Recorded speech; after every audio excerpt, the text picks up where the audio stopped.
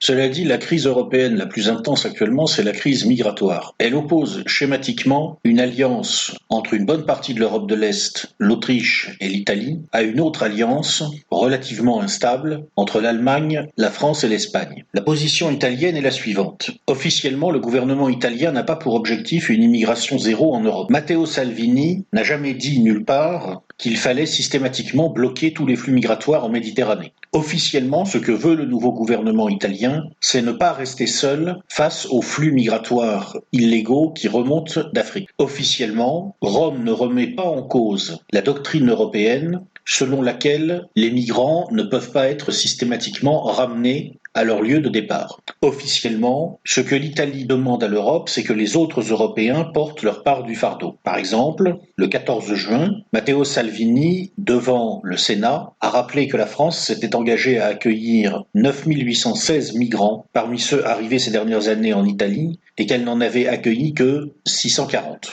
Et M. Salvini de rajouter que, je cite, « Emmanuel Macron devait passer de la parole aux actes et donner un signal de générosité en accueillant ces migrants. » M. Salvini a également souligné que la France avait renvoyé la bagatelle de 10 249 migrants ayant passé sa frontière illégalement entre le début de l'année 2018 et la fin du mois de mai. C'est ainsi que Rome justifie son refus d'accueillir désormais les bateaux des ONG quand ces navires ramènent des migrants en Europe. D'où l'affaire emblématique de l'Aquarius, ce bateau à bord duquel avaient pris place plusieurs centaines de migrants, secourus en Méditerranée par une ONG, et qui a finalement trouvé un port en Europe pour débarquer sa cargaison humaine, en l'occurrence en Espagne. L'Italie, elle, a fermé ses ports à ce type de bateau, mais officiellement toujours, il ne s'agit pas d'une remise en cause frontale de la doctrine européenne en matière d'accueil des migrants. Il s'agit simplement du refus de continuer à porter le fardeau seul. Il est à noter que les Italiens, s'ils ferment leurs ports aux bateaux des ONG, acceptent pour l'instant les migrants secourus en Méditerranée par des navires militaires prenant part à l'opération organisée au niveau des États.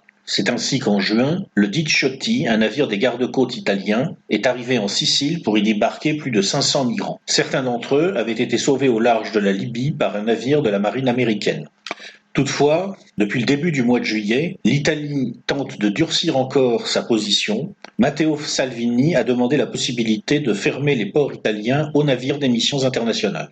Par ailleurs, Rome tente de réactiver avec la Libye le traité d'amitié signé en 2008 qui permet le refoulement de migrants en territoire libyen. La situation est toutefois très complexe puisque Rome est amenée à négocier avec Tripoli. Or, Tripoli ne maîtrise que l'ouest du pays. L'impression d'ensemble donnée par ces éléments d'information épars, c'est que, en réalité, le gouvernement italien veut déclencher une refonte globale de l'approche du phénomène migratoire par les Européens, mais qu'il a choisi de ne pas le dire, sans doute d'une part pour ne pas heurter trop frontalement une partie de l'opinion italienne, et aussi d'autre part parce qu'il est finalement plus efficace de déstabiliser les partisans de l'approche actuelle en les plaçant devant leurs contradictions.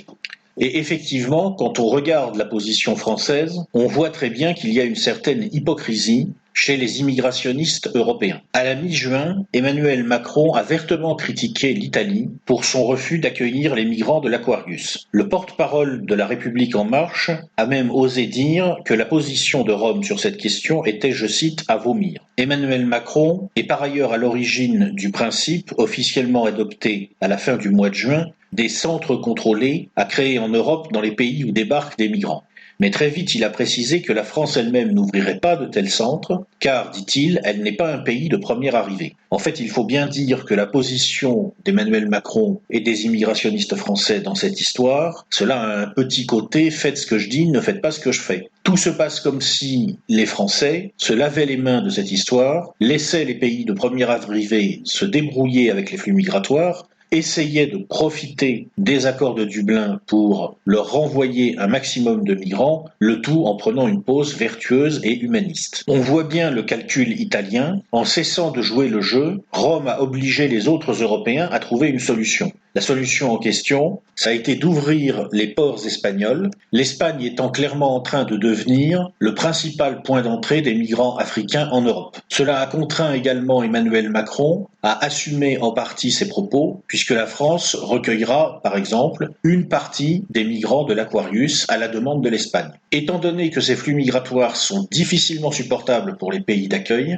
pas tant à cause du nombre, qui reste relativement marginal par rapport au phénomène du regroupement familial, mais surtout à cause des problèmes qualitatifs que posent les personnes venant par ces canaux, on peut s'attendre à ce que la facture en termes politiques soit considérable pour les immigrationnistes. Le choix italien risque fort de s'avérer payant, ne pas remettre en cause frontalement l'immigrationnisme, mais dire simplement aux immigrationnistes « vous voulez ouvrir vos frontières, d'accord, faites-le, mais ce sont vos frontières et pas les nôtres ». La conséquence de ce choix, naturellement, c'est que en pratique, les accords de Schengen sont moribonds. Petit à petit, l'évidence s'impose. Le seul moyen d'éviter le relèvement des barrières, des frontières, des entraves à la circulation à l'intérieur de l'espace européen, c'est de relever très haut les barrières, les frontières, les sécurités extérieures de cet espace. La Commission européenne a d'ailleurs proposé récemment de tripler le budget européen consacré à la crise migratoire et à une meilleure sécurisation des frontières extérieures de l'Union. Le budget pourrait passer de 13 milliards à 35 milliards d'euros. 20 milliards environ seront affectés à la gestion des frontières,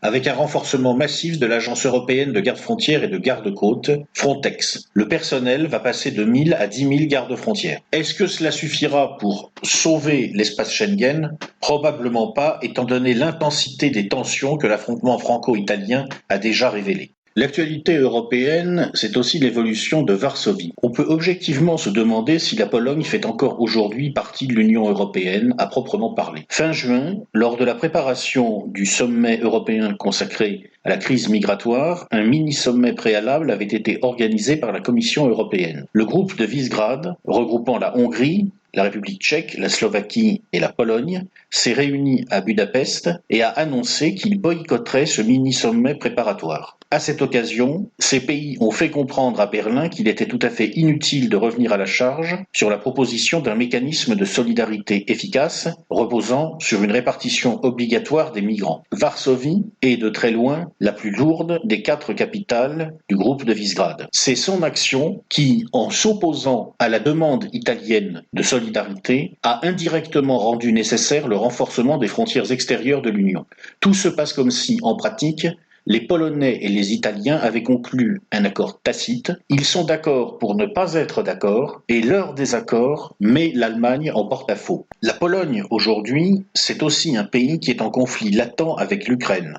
Début juillet, 2 commémorations parallèles ont eu lieu en Ukraine et en Pologne concernant les massacres de la Seconde Guerre mondiale, massacres de Polonais par les Ukrainiens en Volhynie et d'Ukrainiens tués en représailles sur les territoires majoritairement polonais. Le fait que les célébrations aient été séparées constitue une nouvelle illustration des difficultés entre les deux pays à surmonter cette histoire douloureuse. La Pologne n'est pas seulement en conflit avec la Russie, potentiellement, avec l'Allemagne à l'intérieur de l'Union européenne, elle est aussi en conflit avec l'Ukraine. Mais surtout, ce sont les réformes judiciaires actuellement en cours à Varsovie qui provoquent des tensions entre la Pologne et les autres pays européens. Pour la Commission européenne, l'indépendance de la justice polonaise est menacée par une série de réformes du gouvernement conservateur nationaliste du parti Droit et Justice. Apparemment, le gouvernement polonais a décidé de passer outre. Dans ces conditions, si l'Union européenne applique ses propres règles, il n'est pas exclu qu'elle prive Varsovie d'un certain nombre d'aides qui sont finalement à peu près la seule chose qui semble intéresser la Pologne dans l'Union européenne telle qu'elle fonctionne aujourd'hui. On ne peut pas exclure que les Polonais, à l'occasion d'une prochaine déstabilisation de l'Union européenne, en profitent pour s'associer à d'autres États afin de former un groupe rival à l'Est. Quand on fait la somme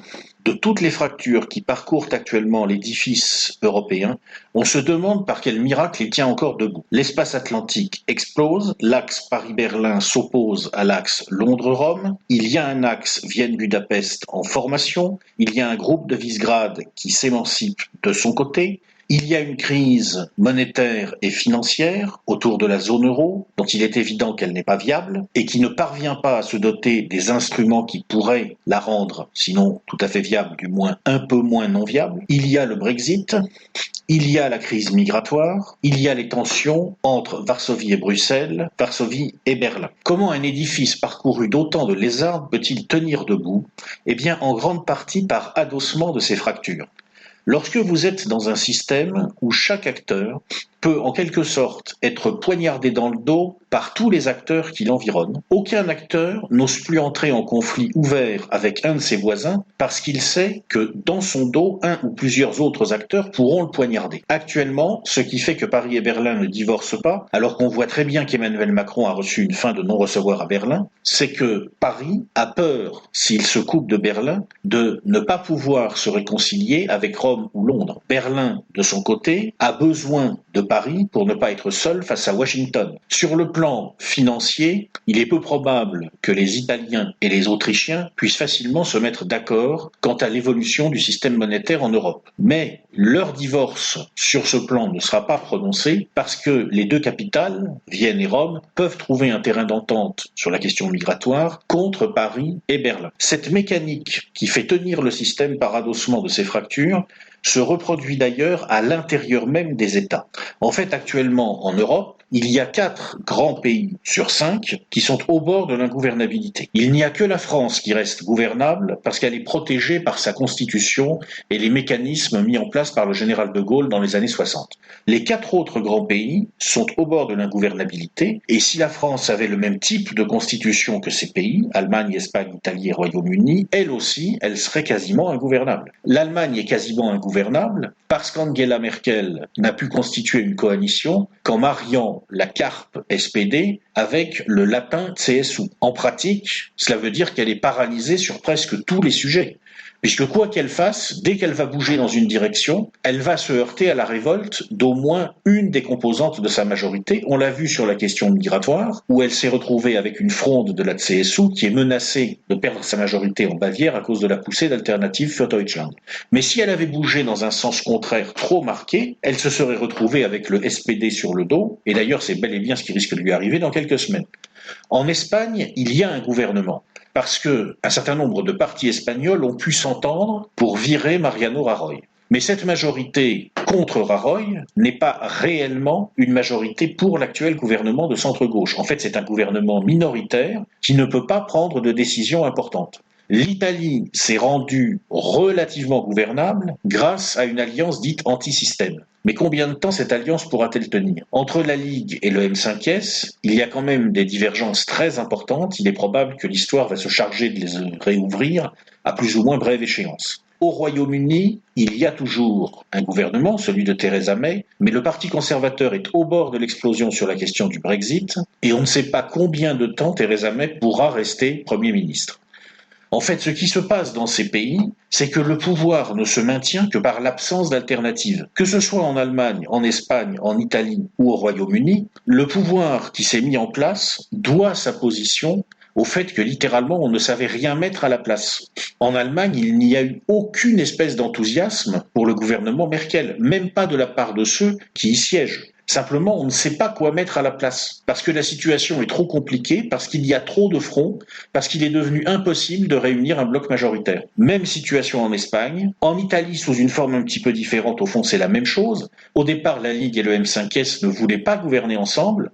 Ils s'y sont résolus parce qu'il n'y avait tout simplement rien d'autre à faire. C'était la seule solution. Au Royaume-Uni, semblablement, en réalité, Theresa May tient, parce que si elle tombe, personne ne sait ce qu'on pourra bien mettre à la place. C'est une fin de parcours. Toute l'Union européenne est exténuée. Il n'y a plus aucun dynamisme. Ça se maintient littéralement parce qu'il n'y a pas d'alternative. C'est une situation extrêmement malsaine. Alors je voudrais conclure ce petit tour d'horizon sur l'actualité européenne en reparlant de l'Italie et en reparlant du postérisé du mois, M. Matteo Salvini. Qu'est-ce que c'est Matteo Salvini ? Quel est le personnage historique qu'il incarne dans ce contexte ? Je vais vous donner ma grille de lecture. D'abord, la question n'est pas de savoir pourquoi M. Salvini dit ce qu'il dit, pense ce qu'il pense, fait ce qu'il fait. L'homme me paraît très clair et très simple. Il est d'ailleurs bien le seul, dans le contexte actuel, à savoir où il va. La question, c'est comment se fait-il qu'il puisse, non pas le penser, ça nous sommes nombreux à penser ce qu'il pense, mais le dire et surtout le faire. Il est intéressant de noter que l'actuelle coalition italienne n'a pu se constituer que parce que l'ineffable Silvio Berlusconi, sans y participer, a admis qu'il ne s'y opposerait pas. Il y a d'ailleurs dans le gouvernement dit anti-système des gens qui ont transité par les forces du système. C'est leur présence qui rassure un certain nombre d'acteurs qui auraient eu les moyens, étant donné le fonctionnement profond de la République italienne, de s'opposer à la constitution de ce gouvernement. Avez-vous entendu parler d'un monsieur qui s'appelle Giancarlo Giorgetti? Probablement pas. Mais plus j'y réfléchis, plus je me dis que si on veut comprendre pourquoi c'est monsieur Salvini qui est notre postérisé du mois, il faut aussi nous intéresser à monsieur Giorgetti. Monsieur Giorgetti est le secrétaire d'État à la présidence du Conseil italien. Il est député de la République italienne depuis plus de 20 ans. Il a été brièvement secrétaire d'État au ministère des Infrastructures et des Transports en 2001 dans un gouvernement de M. Berlusconi. Il est devenu président du groupe parlementaire de la Ligue du Nord à l'issue des élections générales de 2013. En mars 2013, il a été nommé par Giorgio Napolitano, alors président de la République italienne, parmi les sages qui devaient émettre des propositions en matière économique et sociale. Pourquoi cette nomination? Pourquoi ce parcours? Il se dit que M. Giancarlo Giorgetti est un homme de confiance du grand patronat lombard. On dit aussi que depuis quelques mois, on a pu remarquer qu'il allait fréquemment à Londres. Il semble qu'il soit très bien introduit dans les milieux dirigeants de la finance londonienne. Je pense que ce qui est en train de se passer, c'est qu'une partie des dirigeants du capitalisme occidental a décidé d'incuber une relève politique de droite plus ou moins souverainiste, plus ou moins identitaire, plus ou moins nationaliste. Pour quelles raisons? Sans doute, d'une part, parce que le projet d'un monde sous domination occidentale apparaît désormais irréaliste, donc la classe dirigeante du capitalisme occidental se recentre sur la défense de son propre monde. Et d'autre part, parce que le désordre introduit par un multiculturalisme mal pensé, par un libre-échange mondialisé inéquitable et mal organisé, est tel que de toute façon, une réaction violente d'une grande partie de la population est en train de devenir inéluctable. Donc une partie des milieux dirigeants du système capitaliste européen et américain a décidé de préempter cette évolution, de façon à ce qu'une fois de plus, et du point de vue de la très grande bourgeoisie, tout change pour que rien ne change. La formule vient d'un roman et d'un film célèbre de Visconti, Le Guépard. Je vous invite à revoir Le Guépard. Je pense que quelqu'un qui regarde attentivement ce film de Visconti, quelqu'un aussi qui lit Cozzo Malaparte, Technique du coup d'État, le récit que Malaparte fait de ses conversations avec un envoyé de la banque anglaise au moment où le système fasciste se met en place en Italie, eh bien je pense que quelqu'un qui a vu le film de Visconti, lu Malaparte, a de bonnes chances de commencer à saisir, non pas seulement la personne de Matteo Salvini, qui est très sympathique, mais qui n'est qu'une personne parmi des millions et qui à lui tout seul ne peut pas changer grand-chose, mais surtout ce qu'il y a derrière. Bon, on passe maintenant à la politique intérieure. Enfin, aux politiques intérieures, c'est-à-dire aux politiques intérieures des différents pays qu'on va étudier, essentiellement l'Europe et les États-Unis, mais on ne s'interdit pas aussi de faire quelques incursions dans d'autres politiques intérieures, dans d'autres pays. Alors, ce qui est frappant en fait dans les politiques intérieures de la plupart des pays européens et des États-Unis, c'est qu'on assiste à un phénomène de radicalisation parallèle. En fait, il y a différents groupes, différentes tendances dans tous ces pays, et au fur et à mesure que la crise s'intensifie, ces tendances se radicalisent, chacun dans son couloir. Donc les pro-immigration se radicalisent dans l'immigrationnisme, les anti-immigrations se radicalisent dans l'anti-immigrationnisme, les pro-libre-échange se radicalisent dans le mondialisme, les anti-libre-échange se radicalisent dans l'anti-mondialisme, et ainsi de suite. C'est l'ambiance générale, c'est le phénomène général qui caractérise les politiques intérieures actuellement. Sinon, quelle est la surprise sur les mois de juillet 2018? Eh bien, la surprise en France, en tout cas, c'est l'affaire Benalla. Donc, on va en parler tout à l'heure. Ça vient d'éclater au moment où je fais la vidéo. On ne sait pas encore exactement ce que c'est. Mais quand même, c'est quelque chose d'assez spécial. Ce monsieur, très jeune, 26 ans, qui a été catapulté, si j'ai bien compris, lieutenant-colonel de la réserve opérationnelle, qui travaillait directement sous les ordres d'Emmanuel Macron. On ne sait pas très bien pourquoi, mais ça ressemble un petit peu à une barbouze chargée de monter une forme de police parallèle, et qui s'est fait choper de façon complètement surréaliste à la manif du 1er mai en train de taper des opposants. ce qui de la part de quelqu'un qui est en contact direct avec le président de la République constitue une faute professionnelle, je dirais quasiment impensable. Non pas que ce soit une nouveauté qu'une police parallèle aux ordres directs du dirigeant tape sur les opposants, ça n'a rien que de très banal, mais quand on a affaire à des vrais professionnels qui maîtrisent le travail, si j'ose dire, ce genre de travail, eh bien, on introduit des coupe-feux, c'est-à-dire que ceux qui font le sale boulot ne sont pas ceux qui peuvent apparaître sur les photos avec le président. Bref, on va parler de l'affaire Benalla, cette histoire assez surprenante. Ce qui nous amène en politique intérieure française, en tout cas au fait du moment, à savoir que pour Macron, les ennuis commencent. Il a été élu il y a un peu plus d'un an. Il n'a pas vraiment eu d'état de grâce, mais il a eu en quelque sorte une période de relative facilité, liée essentiellement au fait qu'il avait beaucoup de réseaux derrière lui au départ, lié aussi au fait qu'il est arrivé à un moment de relative embellie économique, lié aussi sans doute au fait qu'il prenait la suite d'une équipe Hollande-Valls qui était arrivée à un point de déconsidération assez extraordinaire, donc c'était relativement facile par comparaison de paraître pas trop mauvais. Mais cette période relativement aisée pour Emmanuel Macron prend fin, il a mangé son pain blanc. Maintenant, il va commencer à attaquer son pain noir. Et puis la question du moment en termes de politiques intérieures au pluriel, elle concerne surtout les États-Unis. C'est une question un peu provocatrice, mais elle se pose réellement. Est-ce que les États-Unis sont ou pas en route pour la guerre civile? Je sais que la question a l'air incroyable. Il y a encore quelques années, on se serait dit qu'il fallait être complètement fou pour poser des questions comme ça. Mais là maintenant, quand on voit ce qu'on voit, et on va en parler tout de suite, c'est vraiment une question qui se pose. On va commencer un petit peu par regarder la politique intérieure française et on va être assez thématique. On va parler d'abord de la régression sociale. C'est ce qui est au programme du quinquennat d'Emmanuel Macron, comme je vous l'ai déjà expliqué, malgré toutes les annonces qu'il a pu faire, toute la com qui a pu être déployée. Le vrai sujet, c'est la régression sociale, qui est indispensable compte tenu des fondamentaux de l'économie française et de la place de la France dans la géopolitique mondiale. Ça se fera d'une façon ou d'une autre. Alors la régression sociale, elle est pour l'instant gérée par Macron, surtout en termes de communication. Les vraies attaques sont encore à venir. Alors on prépare le terrain et on tend un rideau de fumée derrière lequel on déploie les troupes en vue de l'attaque qui va se déclencher dans quelques temps. C'est une communication assez habile qui consiste en gros à mettre en avant quelques segments sur lesquels on fait quelques efforts, souvent de manière ciblée et pour défendre une industrie ou des intérêts qui n'ont rien à voir avec la question sociale proprement dite. Par exemple, Emmanuel Macron et son équipe ont beaucoup insisté sur le remboursement intégral des paires de lunettes, des prothèses dentaires et des audioprothèses, tout ça ayant été présenté comme, je cite, une conquête sociale essentielle. De temps en temps, on laisse échapper quelques informations, souvent par erreur, qui permettent d'anticiper sur ce qui vient. Par exemple, récemment, Agnès Buzyn, la ministre de la Santé, a commis une maladresse sur les pensions de réversion. Elle a laissé entendre que pour les futurs retraités, le droit à la pension de réversion ne serait plus maintenu que pour les femmes n'ayant pas travaillé. Alors naturellement, ça a été démenti tout de suite, mais non, bien sûr, la pension de réversion sera maintenue, y compris pour les femmes ayant travaillé, etc. Mais on se doute bien que la maladresse d'Agnès Buzyn ne vient pas de nulle part, et qu'il y a bel et bien des projets dans les tuyaux. Surtout, la grande affaire du moment, c'est ce qu'on appelle CAP 22. Le rapport CAP 22 pour Comité d'action publique 2022 a été outé, si je puis dire, par Solidaires Finances Publiques. Le gouvernement espérait ne pas le dévoiler d'un bloc, mais en laisser transparaître progressivement la teneur au fur et à mesure des arbitrages.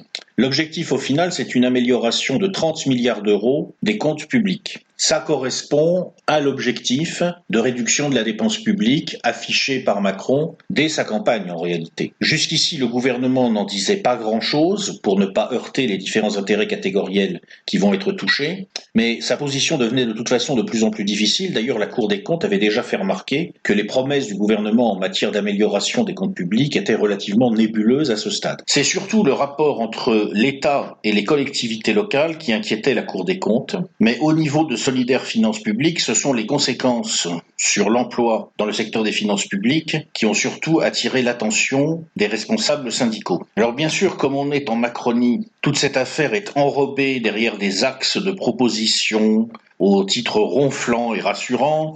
Alors vous avez bâtir un nouveau contrat social entre l'administration et ses collaborateurs, ça veut dire qu'on va faire davantage suer le burnou et on va presser le citron. Vous avez investir dans le numérique pour offrir un service public augmenté, plus efficient et qui réinvente ses relations avec les usagers, ça veut dire qu'on va vous fermer un certain nombre de points de contact physiques, probablement, même si ça n'est pas ouvertement affiché, bien sûr.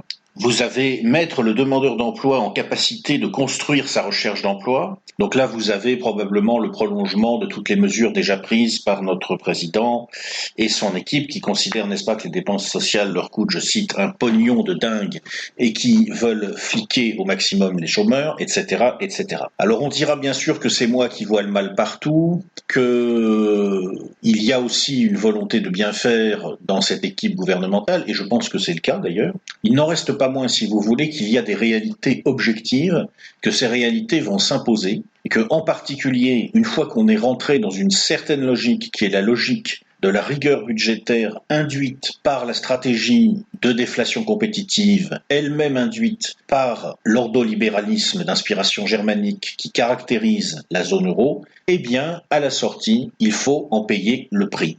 Et le prix va être payé manifestement en partie par les fonctionnaires et les usagers du service public. Et c'est à peu près inévitable. C'est pourquoi on peut s'attendre à un durcissement des relations sociales dans les mois et les années qui viennent. La réforme de la SNCF est passée, mais dans de mauvaises conditions. Elle laisse beaucoup d'amertume. Récemment, le leader de la CGT SNCF, M. Laurent Brun, a publié dans le journal Initiative communiste un article très dur où il explique en substance qu'il faut prolonger la grève indéfiniment, pas pour obtenir une révision de la réforme de la SNCF, on n'en est plus là, c'est pas le sujet, mais pour incuber à travers le combat une idéologie révolutionnaire et une organisation révolutionnaire pour la porter. Vous avez là un des axes de ce mécanisme général de radicalisation. Il y a une gauche radicale en France qui est en train de redevenir léniniste, qui repense la révolution en termes de substitution d'une machine d'État assurant la dictature du prolétariat à la machine d'État assurant la dictature bourgeoise. C'est dans ces termes-là, visiblement, que M. Brun réfléchit. Et sa trajectoire de radicalisation est en train d'entrer en collision avec la trajectoire de radicalisation, évidemment beaucoup plus habillée, beaucoup plus déguisée du macronisme, mais radicalisation qui existe aussi, qui est le produit mécanique d'un ensemble de choix de gestion. Et toute la novlangue qui entoure le rapport CAP 22 n'y changera rien, la collision va se produire. Alors je voudrais faire une remarque là-dessus, c'est que je pense que ça va vraiment devenir très explosif et que, en particulier, il ne faut pas se fier aux apparences, il ne faut pas se fier au fait que pour l'instant, apparemment, ça ne va pas si mal et qu'en particulier, pour l'instant, apparemment, le niveau de chômage n'est pas si élevé que ça. En réalité, quand on analyse bien les chiffres, on comprend que pour les catégories de la population les plus remuantes, pour, j'ai envie de dire, les strates dangereuses à l'intérieur des classes dangereuses, eh bien, le niveau de chômage et de précarité est déjà très élevé et on peut se demander ce qui va se passer quand, dans peu de temps, à mon avis, 1 an ou 2, on va rentrer à nouveau dans une phase de décroissance avec un retournement cyclique qui menace d'être assez violent, pour des raisons à la fois macroéconomiques et géopolitiques, on l'a vu avant. Qu'est-ce qui explique cette idée que pour les strates dangereuses, à l'intérieur des classes dangereuses, eh bien, on est déjà dans le rouge? C'est qu'il ne faut pas regarder simplement le nombre total de chômeurs. Il faut prendre en compte d'abord le fait, bien entendu, qu'on nous ment, c'est-à-dire qu'il y a toutes sortes de gens qui sont en temps partiel, qui sont maintenus hors des statistiques du chômage artificiellement, mais aussi que la nature des populations qui sont au chômage a changé. Pour la première fois, peut-être historiquement, les hommes sont plus au chômage que les femmes. Alors, naturellement, c'est quelque chose que certains imbéciles vont considérer comme un progrès social, parce qu'il paraît que c'est mieux quand c'est les hommes qui souffrent et pas les femmes. Bon, très bien, j'en sais rien. C'est idiot, mais c'est pas grave. Mais surtout, ce que ça implique concrètement, c'est qu'on est en train de fabriquer des masses d'hommes inoccupés et mécontents. Or, les hommes inoccupés et mécontents ne réagissent pas comme les femmes inoccupées et mécontentes. Une femme inoccupée et mécontente, d'abord, elle a toujours la possibilité de se replier sur le cocon familial, de faire des enfants et de s'en occuper. Et puis d'autre part, en général, elle va avoir plutôt une réaction consistant à mettre des gants de jardinage et à s'occuper de son jardin. C'est un petit peu la façon dont fonctionnent les femmes. L'homme est plus politique par nature. Lorsqu'il est inoccupé et mécontent, il se cherche une occupation et l'occupation consiste souvent à taper dans la gueule des gens dont il estime qu'ils sont responsables de son mécontentement. C'est comme ça. C'est une donnée anthropologique qu'il faut intégrer. D'autre part, on observe depuis quelques années un accroissement régulier et assez rapide du différentiel de taux de chômage entre niveaux éducatifs. Ça, c'est lié au progrès technologique, c'est-à-dire que si vous vous reportez 20 ans en arrière, vous aviez un certain différentiel de taux de chômage entre les éduqués supérieurs et les les gens n'ayant qu'une formation primaire ou secondaire. Le taux de chômage des gens qui n'avaient qu'une formation primaire était de l'ordre à peu près de 9%. Et le taux de chômage des gens ayant un diplôme du supérieur était à peu près de l'ordre de 6%. Ça faisait 3 points de différentiel. Aujourd'hui, le différentiel n'est plus de 6 à 9, mais de 5 à 10. Alors ça n'a l'air de rien, mais concrètement, ça veut dire que quand vous n'avez qu'un diplôme du primaire ou même à la rigueur un diplôme du secondaire, ça devient de plus en plus difficile de trouver du travail. D'autre part, la crise de 2008 a surtout pénalisé les actifs. Les revenus des inactifs ont été en grande partie épargnés. Sur ce point, il faut reconnaître une chose, le gouvernement de M. Philippe a pris un certain nombre de mesures de bon sens qui, évidemment, n'ont pas plu aux retraités, mais qui étaient absolument indispensables. Cela dit, ça n'a résolu qu'une petite partie du problème. Donc ça veut dire que même quand on trouve du travail, aujourd'hui, souvent, on ne gagne pas très bien sa vie. Vous avez beaucoup de jeunes aujourd'hui qui sont obligés de constater qu'ils travaillent et qu'ils ont un salaire plus faible que les retraites de leurs parents. Ça leur donne matière à réflexion. Par ailleurs, bien que personne ne l'assume, en France aujourd'hui, on fait de la discrimination positive. Encore récemment, Emmanuel Macron a réuni les plus grands patrons français en leur demandant de lancer des actions pour les jeunes des quartiers, n'est-ce pas, en difficulté. Alors, on sait très bien ce que ça veut dire concrètement. Ça veut dire qu'on va recruter des gens d'origine extra-européenne. Donc vous imaginez avec tout ça quelqu'un qui est un homme, qui n'a pas une formation supérieure et qui est d'origine européenne. Pour dire les choses simplement, un jeune mâle blanc, non diplômé du supérieur. Mais le type, il a l'impression que tout le monde lui tombe dessus. Et encore une fois, le retournement cyclique arrive et l'intelligence artificielle arrive encore, qui va continuer à démolir son travail. Donc, vous imaginez la masse de jeunes hommes énervés qu'on est en train de fabriquer, en particulier chez les jeunes blancs. Et encore une fois, je le répète, la différence entre une femme mécontente et un homme mécontent, c'est que la femme mécontente se tourne vers la famille, vers le foyer, elle enfile ses gants de jardinage, elle va cultiver son potager, alors que l'homme mécontent, il attrape une matraque et il tape dans la gueule des gens qui lui plaisent pas. Et vous avez là-dessus Monsieur Brun, surnommé pour la petite histoire le Rouge Brun, je pense que le surnom ne lui plaît pas, mais enfin c'est son surnom, qui explique qu'il faut incuber une idéologie révolutionnaire, et vous avez Cap 22 dans les tuyaux et d'autres mesures du même ordre. Voilà. Et là, on voit bien où on est en train d'aller en France à plus ou moins brève échéance. Bon, cela dit, ça c'était pour la régression sociale. On peut parler aussi de ce qui se passe au niveau des politiques migratoires, je veux dire par là, en termes de conséquences sur la politique intérieure. Alors là, on peut discuter un moment quand même de la situation aux États-Unis. Parce que là, on assiste aux États-Unis à une radicalisation qui est vraiment très impressionnante. Radicalisation tous azimuts. Mais le plus impressionnant, c'est ce qui se passe dans les milieux anti-immigrationnistes. Récemment, la porte-parole de la Maison-Blanche, Madame Sarah Sanders, a été, figurez-vous, mise à la porte d'un restaurant où elle souhaitait dîner parce qu'elle travaillait pour le président Trump. Ça s'est passé dans l'État de Virginie, juste à côté de Washington. Qu'est-ce qui a valu à cette personne de se faire expulser du restaurant ? Les images d'enfants migrants angoissés, séparés de leurs parents à la frontière entre le Mexique et les États-Unis, et leur impact sur une partie de la population américaine, les immigrationnistes en quelque sorte, qui voient désormais l'administration Trump comme un véritable repère de nazis sanguinaires. Alors évidemment, tout ça est complètement fantasmatique, n'empêche que ça se produit, n'empêche que cette radicalisation se produit. Et ce n'est pas une affaire isolée. Plusieurs collaborateurs de la Maison-Blanche récemment ont été confrontés à des situations de ce genre. En fait, il y a une véritable hystérisation des milieux immigrationnistes. En Europe occidentale, on n'assiste quand même pas à ce genre de spectacle, même si, comme je vous le disais lors de ma dernière revue d'actualité, là encore, il y a une véritable culture de l'agression qui est en train de se développer chez certains pro-migrants contre les milieux anti-immigration. En Europe occidentale, en ce moment, il y a un basculement de l'opinion qui se déroule, et c'est d'ailleurs ce basculement qui explique l'hystérisation du débat. Tous les sondages dont nous disposons montrent que les opinions publiques occidentales soutiennent les expulsions de migrants. En Allemagne, récemment, plusieurs sondages convergents ont montré qu'à peu près 80 à 90% des Allemands soutiennent la position des adversaires de l'immigrationnisme. Environ 90% des Allemands veulent une accélération des expulsions de migrants. C'est-à-dire que dans le face-à-face entre Madame Merkel et Monsieur Seehofer, son ministre de l'Intérieur, bavarois, CSU, l'écrasante majorité des Allemands est du côté de Monsieur Seehofer, indépendamment de ce qu'il pense par ailleurs de la CSU. Peut-être pas 90%, bien sûr, parce qu'il y a d'autres enjeux politiques qui rentrent en ligne de compte, mais une écrasante majorité. C'est ce qui explique que Monsieur Seehofer se soit senti parti assez fort pour poser carrément un ultimatum à Madame Merkel, c'est-à-dire en théorie, à l'intérieur du gouvernement, à sa patronne.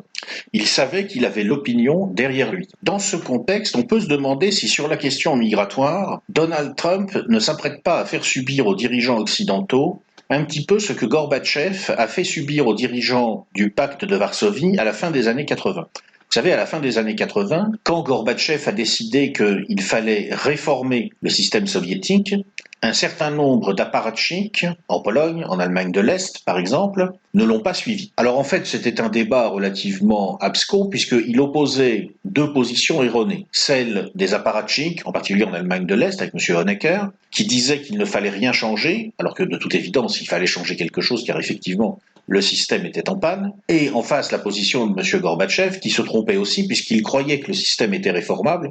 L'expérience a montré que dès qu'il a voulu le réformer, le système s'est complètement disloqué. Mais la nécessité historique a été accouchée dans un premier temps par le lâchage, en quelque sorte, de M. Honecker par M. Gorbatchev. Comment ça s'est passé ? Eh bien, quand la Hongrie a ouvert sa frontière, l'Allemagne de l'Est a commencé à se vider. À ce moment-là, où l'Union soviétique opérait la normalisation, n'est-ce pas, de la situation en agissant en Hongrie, où c'était fini. Tôt ou tard, l'Allemagne de l'Est allait s'écrouler, le mur allait s'écrouler. Gorbatchev a choisi de laisser tomber. Le mur est tombé et l'Allemagne de l'Est s'est écroulée, entraînant derrière elle, progressivement, la totalité du pacte de Varsovie. Récemment, l'ambassadeur américain à Berlin, un fidèle de Donald Trump, a reçu une demande d'explication du gouvernement allemand, car ce monsieur a tout simplement déclaré qu'il voulait soutenir les conservateurs en Europe dans un entretien au site Breitbart. Vous savez, c'est le site qui a été longtemps administré par monsieur Stephen Bannon. Monsieur Bannon, c'est la personne dont on a longuement parlé dans ma note de lecture sur Fire and Fury. Je vous y renvoie si vous voulez en savoir plus sur lui. Alors cet ambassadeur américain vient d'arriver à Berlin, il s'appelle Richard Grenell. Est-ce que c'est une bourde de débutant ou est-ce que c'est une provocation délibérée? Je ne saurais le dire. En tout cas, on voit très bien comment, au moment précis où les Américains ont besoin de remettre fermement sous contrôle l'Europe occidentale pour toutes les raisons géopolitiques que j'ai expliquées avant, et où ils ont un président qui est sur une position anti-immigrationniste, on peut imaginer effectivement un Trump 2018 se prenant un peu pour le Gorby de 1988 et regardant Angela Merkel comme Gorby avait regardé Honecker en 1988. Ce qui explique qu'Angela Merkel soit tout doucement en train de se diriger vers la sortie. Alors je ne peux pas vous dire quand elle va tomber, en revanche il me paraît évident qu'elle n'en a plus pour très longtemps. C'est déjà une surprise franchement qu'elle ait réussi à éviter l'explosion de la coalition en juin. Je pense que ça vient du fait que, finalement, les différents acteurs de cette coalition, à ce stade, n'ont pas encore de plan B. La situation n'est pas mûre pour une recomposition complète des forces politiques en Allemagne. On y verra probablement plus clair après les élections régionales en Bavière.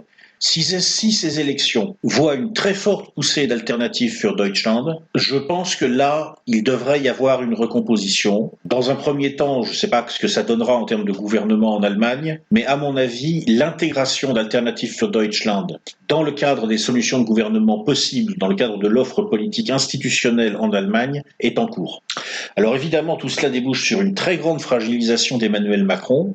Il a construit l'identité politique de son mouvement sur deux piliers, l'intégration de la France dans un euromondialisme appuyé sur un axe fort Paris-Berlin et la défense de l'utopie, n'est-ce pas, de la diversité, du multiculturalisme, alors sous une forme un petit peu renouvelée, plus patriote. Il y a un habillage plus nationaliste, on fait chanter la Marseillaise aux joueurs de l'équipe de France, n'est-ce pas? Mais tout de même, il y a dans La République en marche cet ADN multiculturaliste. Revu et corrigé, mais quand même il est là. Et ces deux piliers sont sur le point de s'effondrer. C'est mal barré pour Emmanuel Macron. On sent qu'il y a un tournant politique que En Marche va avoir du mal à prendre. Petit détail qui nous montre que ce tournant politique peut prendre des formes très curieuses.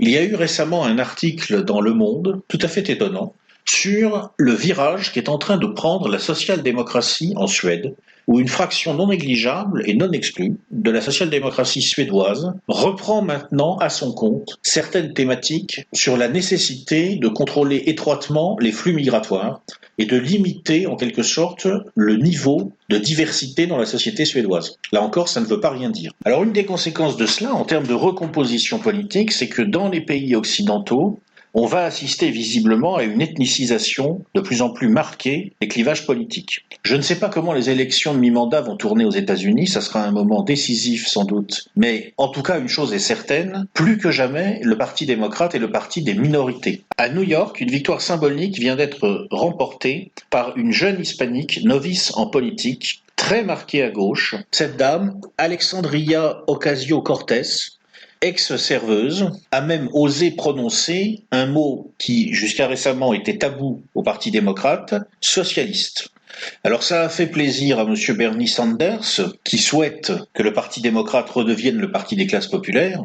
Malheureusement, on peut se demander, étant donné la vague de femmes issues des minorités ethniques qui est en train de déferler sur le Parti démocrate, si tout cela est vraiment la traduction d'une prise de conscience sociale et de la renaissance de conscience de classe aux États-Unis. Je crois que c'est plutôt le signe de l'ethnicisation et aussi curieusement semble-t-il en partie de la sexualisation des clivages politiques en Amérique, avec des élections qui vont souvent opposer des femmes démocrates issues des minorités à des hommes républicains blancs. En France aussi, ce type de phénomène est en train de se déclencher. À la mi-juin, Daniel Obono, député de la France insoumise, a tenu une conférence de presse avec Marwan Mohammad, ex-porte-parole du collectif contre l'islamophobie en France. France insoumise semble hésiter entre son ADN social et un nouvel ADN ethnique. Alors ça veut dire que les luttes politiques intérieures dans les pays occidentaux, en tout cas dans certains d'entre eux, vont avoir tendance à arrêter d'être des luttes politiques à proprement parler intérieures pour se transformer en luttes interethniques,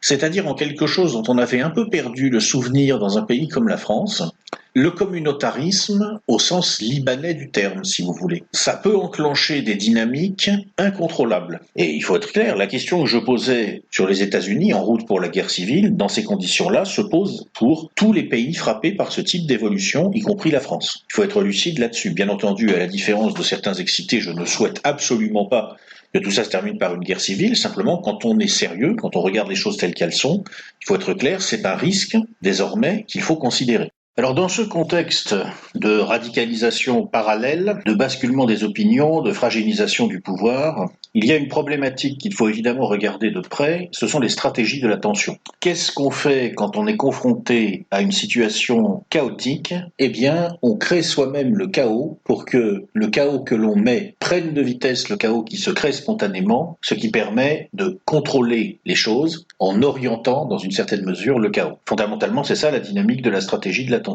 Le but, c'est quoi à terme ? En général, c'est de justifier une répression et une reprise en main autoritaire. Alors je vous disais qu'il faut s'intéresser au nouveau modèle répressif qui est en train de se mettre en place en Chine.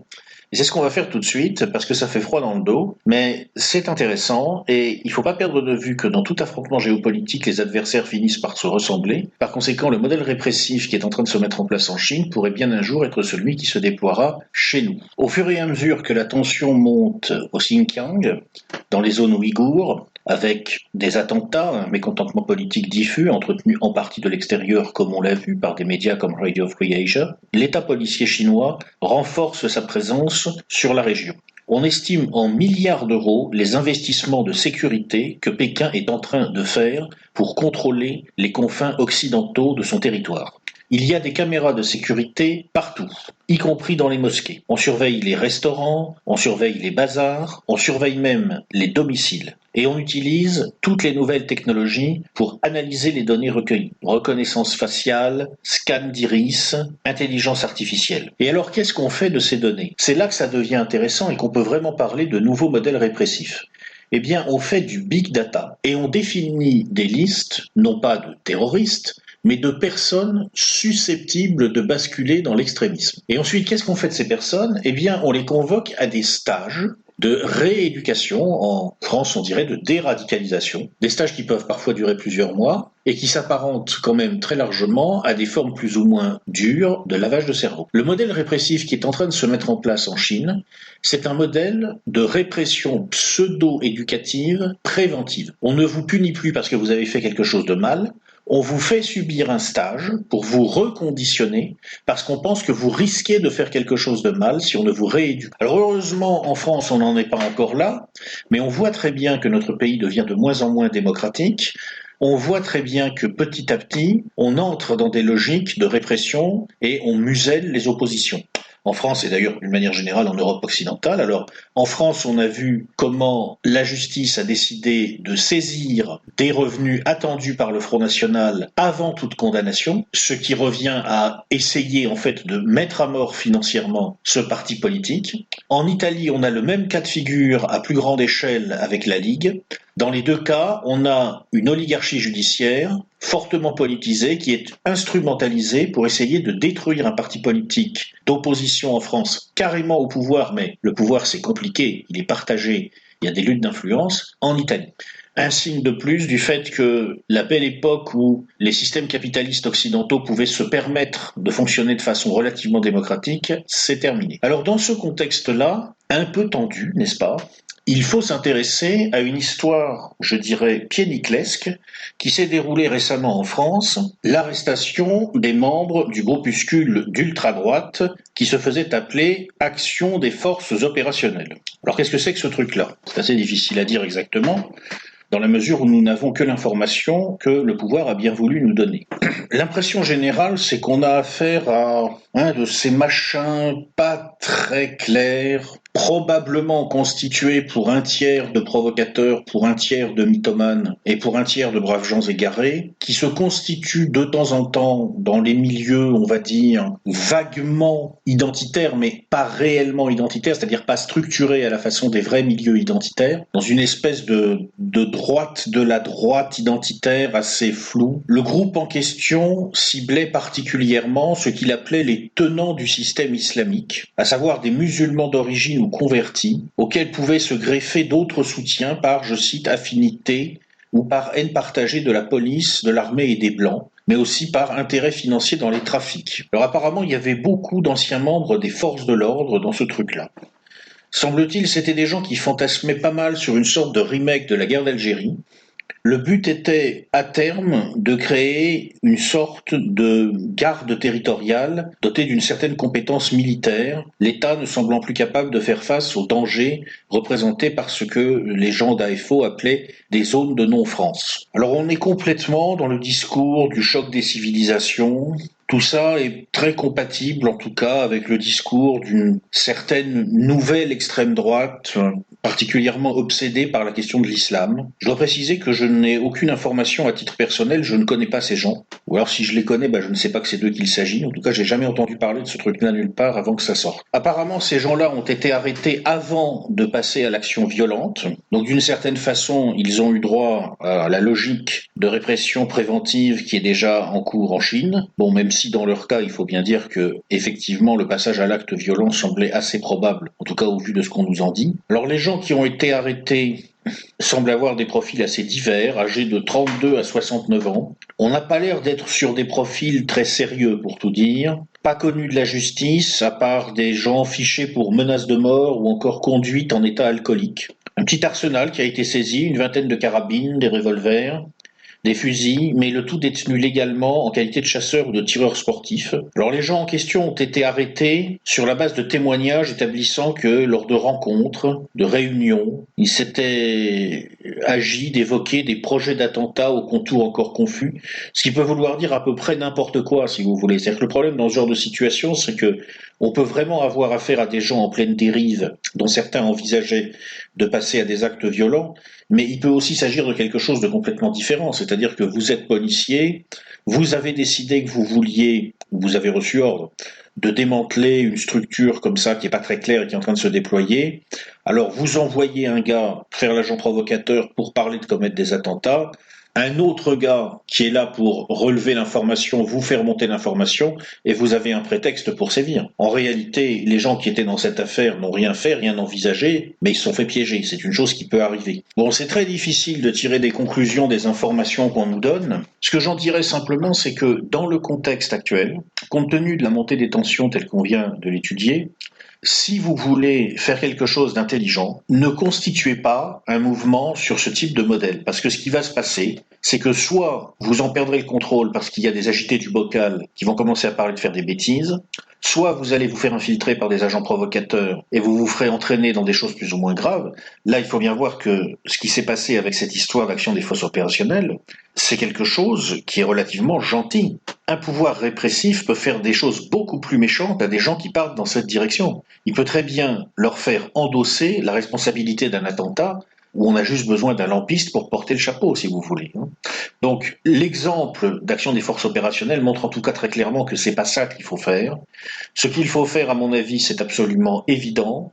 Il faut faire un travail d'information, il faut avoir un discours très posé, il faut souligner en permanence que nous respectons les lois de la République, il faut faire preuve d'humour, il faut être décontracté, il ne faut pas faire de fixette sur telle ou telle partie de la population. Par contre, effectivement, dans le respect des lois de la République, sans tenir aucun discours de violence, sans tenir aucun discours radical, il faut faire ce qu'un honnête homme aujourd'hui doit faire, c'est-à-dire se préparer à faire face à des situations imprévisibles et potentiellement très violentes. Donc c'est très bien de s'inscrire dans un club de tir, c'est très bien de passer le permis de chasse, c'est très bien d'avoir un stock de bouffe chez soi, c'est très bien de développer son autonomie, et ce qui est vraiment super, c'est de faire tout ça sans jamais débloquer les conneries qu'ont racontées les gens d'action des forces opérationnelles qui probablement pour la grande majorité d'entre eux n'auraient rien fait du tout, n'avaient aucun projet violent, mais se sont retrouvés embarqués dans cette histoire qui risque de bousiller en partie leur vie. Et alors il faut voir aussi qu'aujourd'hui on va commencer à avoir affaire à des forces de police qui vont être à cran parce qu'il y a de vrais problèmes qui se posent. Autant j'ai quelques doutes sur la réalité des projets d'attentat des gens d'action des forces opérationnelles, autant j'ai relevé avec une certaine inquiétude ce qu'on a appris suite au récit d'un monsieur Jonathan Geoffroy qui a été transféré récemment en France avec l'aide des autorités turques. Il s'agit d'un djihadiste qui se dit repenti et qui a en tout cas donné beaucoup de détails sur les activités de Daesh en Syrie et sur les projets de l'État islamique. Alors, est-ce que ce qu'on nous raconte est vrai ou pas? Je ne sais pas, mais il y a deux possibilités. Ou c'est vrai et c'est très inquiétant, ou c'est pas vrai et c'est très inquiétant aussi qu'on nous le raconte parce que ça veut dire qu'on nous prépare à des false flags. Dans tous les cas, c'est très inquiétant. Parce que ce que nous explique ce djihadiste originaire de Toulouse, d'après ce qu'on nous dit, c'est que lors de son passage en Syrie, il a côtoyé des individus assez haut placés dans l'organigramme de Daesh, notamment les frères Klein, qui ont joué un rôle probablement dans les attentats du 13 novembre 2015. C'est ainsi qu'il a appris que Daesh envisageait, il y a quelque temps, d'envoyer des adolescents kamikazes en Europe, et surtout, et ça c'est très inquiétant, des scénarios hyper-terroristes auraient été envisagés, en particulier des attaques sur une centrale nucléaire. Dans mes moments, si vous voulez, de grande paranoïa et où j'ai envie de cauchemarder, j'imagine un pouvoir qui décide de passer sur un modèle répressif de type chinois, qui sait que pour ça, il a besoin d'un très grand attentat, d'un super 11 septembre, et effectivement, à ce moment-là, des scénarios hyper-terroristes sont envisageables. Ça, c'est l'époque dans laquelle on vit, c'est les risques actuels, c'est ce que la police a en tête, ce qu'on lui met en tête en tout cas. Dans un contexte comme ça, il est clair que c'est pas très malin de se balader avec un t-shirt sur lequel il est écrit « Collez votre false flag ici ». Voilà. Sinon, quoi d'autre? Eh bien, naturellement, la France a connu une vague d'émeutes, comme tous les étés. Donc cette année, c'était à Nantes. Et puis, nous avons reçu à peu près alors en même temps, alors qu'il y avait donc des émeutes à Nantes, il y a aussi eu des émeutes bien sûr du fait de la victoire de la France en Coupe du Monde. Et puis nous avons eu une information assez intéressante. Lors de la finale de la Coupe du Monde de football, l'État a déployé 110 000 personnels en sécurité à travers le territoire et ça a été présenté comme son effort maximal de personnel réellement sur le terrain en sécurité à un instant T. C'est ce qu'on nous a dit. On a mis 110 000 personnes pour assurer la sécurité des célébrations de la Coupe du Monde et du 14 juillet, ça tombait quasiment en même temps, et c'est le maximum qu'on peut faire. Alors, ce que j'en dis, si vous voulez, c'est que quand je vois ce qui s'est passé à Nantes avec les émeutes, quand je vois le délire qu'a pu représenter à certains endroits la finale de la Coupe du Monde et les émeutes qui ont suivi aussi, parce que maintenant c'est comme ça, il faut le savoir. Avant, la France c'était un pays, l'été on faisait un barbecue, puis ensuite on faisait une pétanque. Bon, mais ça c'était avant. Maintenant la France c'est un pays, l'été on fait un feu de poubelle et après on fait une émeute. Bon, voilà, il faut s'y habituer, ça a changé. Eh bien, dans ce contexte-là, il paraît qu'il y a 110 000 policiers et forces de l'ordre, personnel des forces de l'ordre sur le terrain, effectivement en France. c'est pas beaucoup. C'est vraiment pas beaucoup. C'est même moins que ce qu'on m'avait dit. Mais en fait, ce qu'on m'avait dit, ça comptait toutes sortes de réservistes, ça comptait aussi des gens qui ne sont pas vraiment des personnels de terrain. En fait, quand il s'agit vraiment concrètement de mettre les gens sur le terrain, apparemment, d'après ce qu'on nous a dit au moment de la finale de la Coupe du Monde, il y en a 110 000. Voilà, voilà. Quoi d'autre sur la situation politique intérieure française ? Ah oui, on va se détendre un petit peu. Hein. On va finir quand même cette vidéo avec quelques problématiques plus rigolotes. Donc on va parler de la foire aux vanités. Vous savez, la politique intérieure, c'est un peu le domaine de la foire aux vanités, avec tous les arrivistes qui viennent se ramener au milieu de ce bordel en essayant désespérément d'exister. Donc qu'est-ce que j'ai relevé de rigolo dans ce domaine-là récemment ? Alors j'ai relevé deux choses assez drôles. D'abord, ce qui se passe au sein des Républicains. Alors au sein des Républicains, ils sont tous en train d'essayer de convaincre Laurent Wauquiez de les mener au succès aux élections européennes. Laurent, nous avons besoin de toi, aide-nous à sauver le parti. Mais Wauquiez se fait prier, parce que figurez-vous qu'il semble penser, je demande bien ce qui l'amène à croire des choses pareilles, qu'en fait ses copains se disent que les Républicains vont se prendre une raclée aux européennes, et que finalement ça serait pas mal que ça soit Wauquiez qui porte la responsabilité de la raclée, comme ça on pourra le virer, et puis du coup il va falloir mettre un autre chef à la place du chef, et déjà vous avez 14 Rastignac dans tous les coins qui sont en train d'aiguiser leurs couteaux. Tout ça est absolument dérisoire et lamentable, mais c'est très drôle. Une autre chose qui m'a bien amusé, c'est la liberté de choisir son avenir professionnel. Alors qu'est-ce que c'est que ça ? Eh bien c'est une loi qui est sortie récemment, dans laquelle les amis de M. Macron ont inséré une charmante petite disposition qui permet à un haut fonctionnaire parti pantouflé dans le privé de revenir, droit de réintégration, mais en plus en bénéficiant de l'avancement qu'il aurait eu entre-temps dans son corps d'origine. Ah, c'est pas beau ça ? Ah, il y en a qui perdent pas le nord. Hein. Je sais pas combien de temps ça va durer ces conneries, mais celle-là, elle est bonne, avouez-le. Bon, voilà. Et puis sinon, il faut parler de l'affaire Benalla.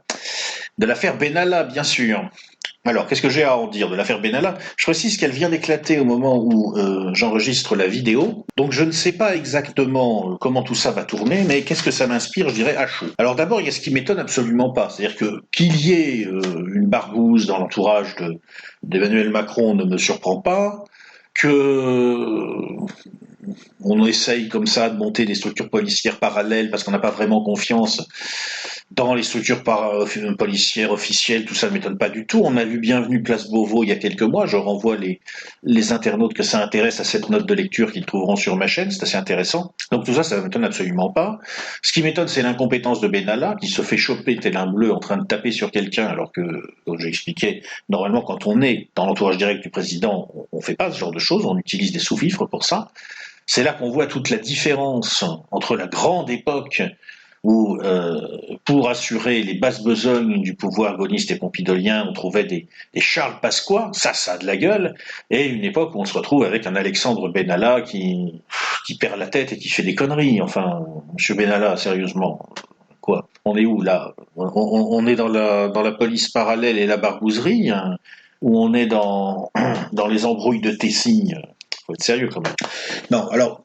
Sinon, ce qui m'étonne vraiment, c'est que ça sorte, si vous voulez. C'est que ça sorte.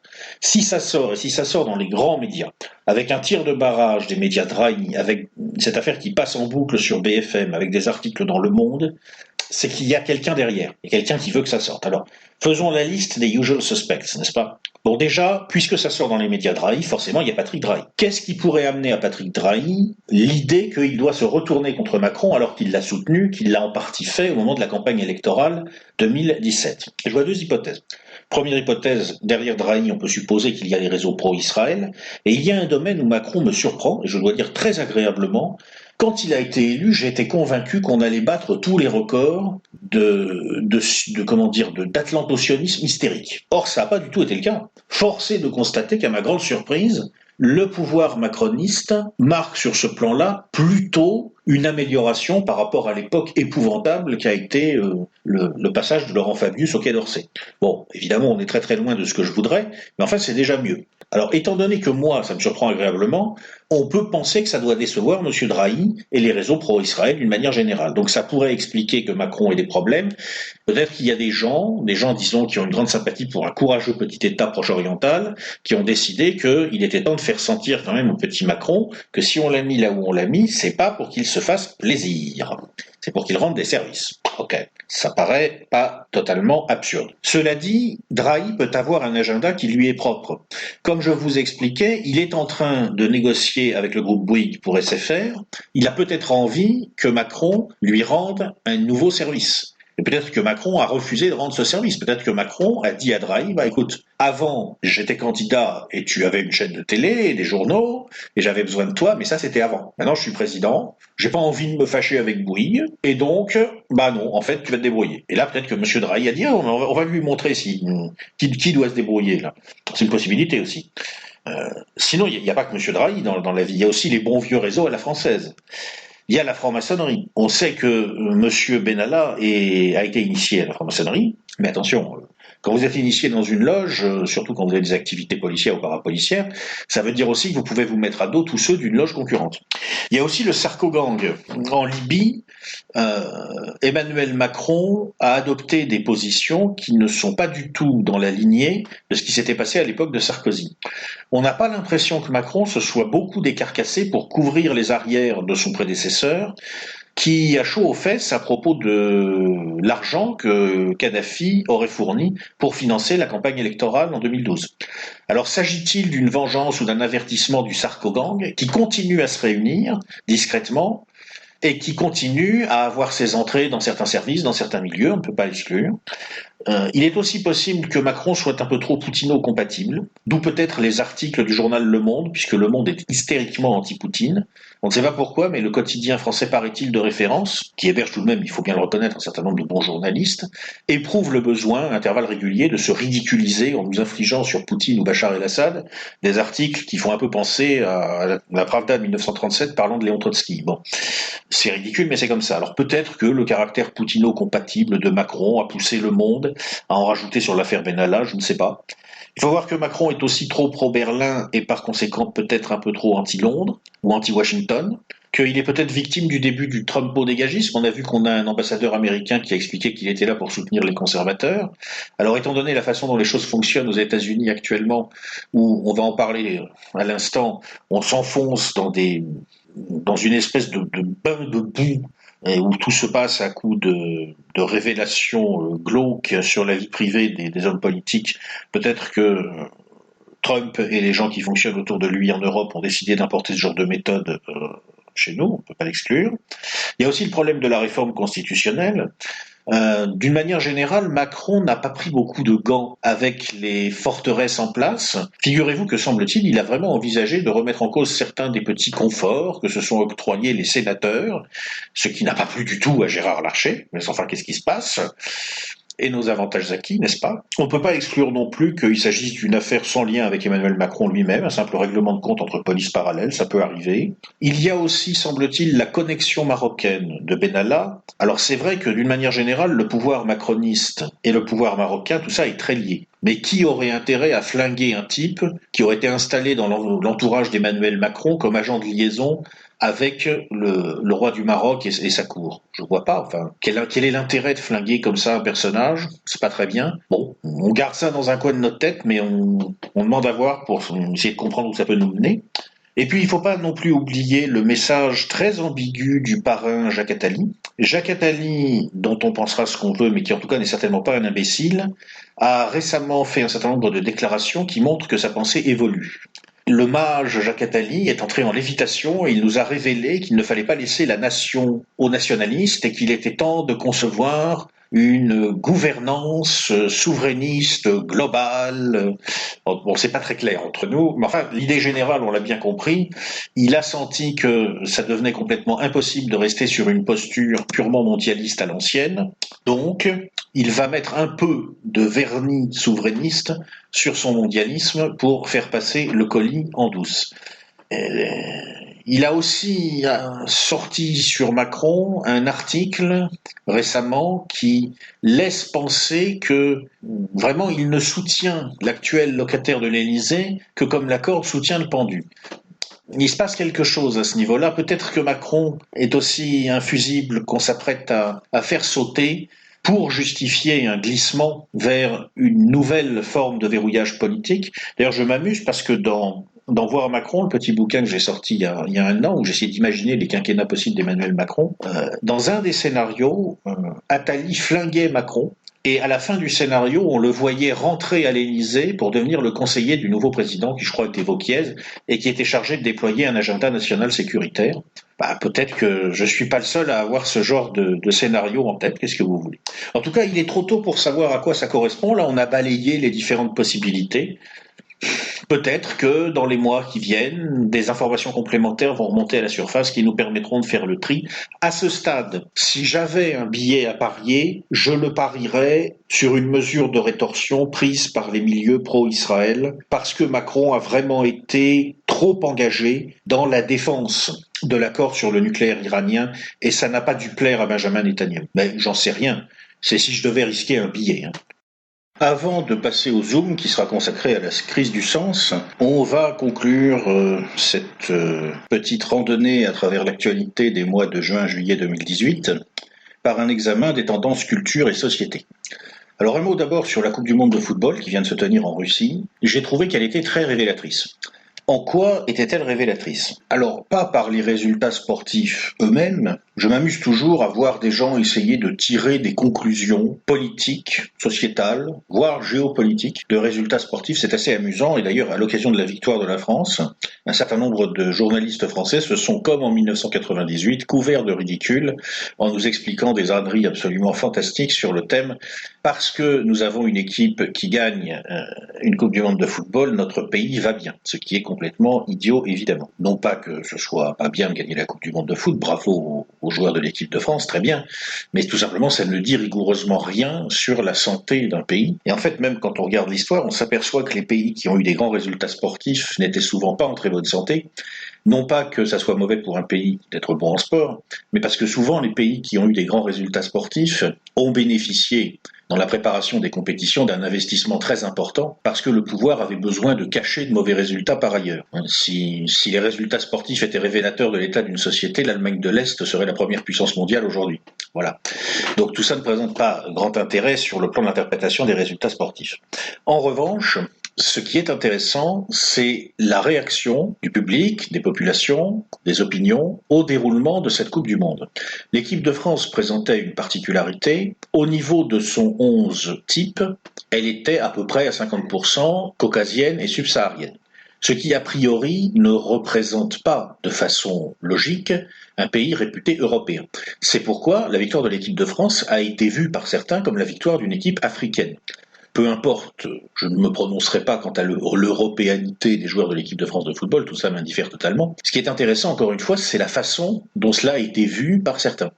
Et on a pu remarquer en particulier qu'avant la finale de la Coupe du Monde entre la France et la Croatie, la plupart des opinions publiques des pays européens avaient le cœur qui penchait plutôt du côté croate. Si on met à part les Serbes pour des raisons évidentes, les Russes qui n'appréciaient pas beaucoup les Croates parce que beaucoup de joueurs de l'équipe de Croatie avaient des liens avec le Dynamo de Kiev et parce que un des joueurs de l'équipe de Croatie a commis une maladresse en affichant ses liens et en particulier en revendiquant des liens avec certains milieux nationalistes ukrainiens, pratiquement tous les autres pays en Europe avaient une opinion publique qui, d'après les sondages, souhaitait plutôt la victoire de la Croatie. L'équipe de cœur des Européens, c'était la Croatie. Alors comment l'expliquer, sachant que beaucoup d'Européens, avant cette Coupe du Monde, connaissaient à peine l'existence de la Croatie? Je crois qu'il y a deux raisons. La première est très classique. Les supporters ont toujours tendance à avoir le cœur qui bat plus pour les petites équipes. Comme la Croatie est un petit pays, que la France est un pays relativement grand, c'était le petit pousset contre le grand méchant ogre, et on est toujours pour le petit pousset dans ces cas-là. Mais il y avait bien évidemment une autre raison, et cette autre raison était liée à ce que je vous disais avant, sur le fait que l'équipe de France a été vue à l'étranger en partie comme une équipe africaine. Désormais, quand l'équipe de France de football rencontre l'équipe de Croatie, la façon dont c'est vu sur une partie du continent, c'est qu'un pays qui n'est plus vraiment européen, la France, rencontre un pays qui est vraiment européen, la Croatie.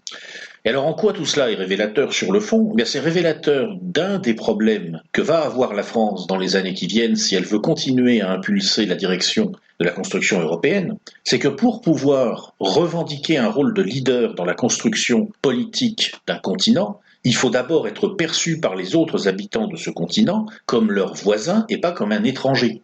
Si beaucoup d'Européens maintenant perçoivent la France comme un pays extra-européen, les opinions publiques dans beaucoup de pays européens accepteront très mal que la France essaye d'impulser la dynamique de construction européenne. Ça ne va pas nous simplifier la vie, ça ne va pas simplifier la vie à Emmanuel Macron, ça ne va pas simplifier la vie aux classes dirigeantes françaises.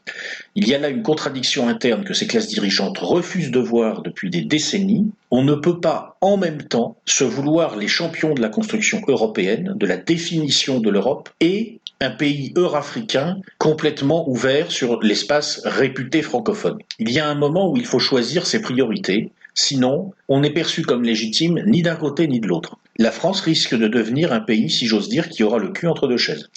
Alors sinon, que dire sur les tendances culture et société des mois de juin-juillet? Alors je dois dire que j'ai toujours envie de m'amuser quand on parle de ce genre de choses, même si en fait c'est très sérieux, parce que c'est drôle.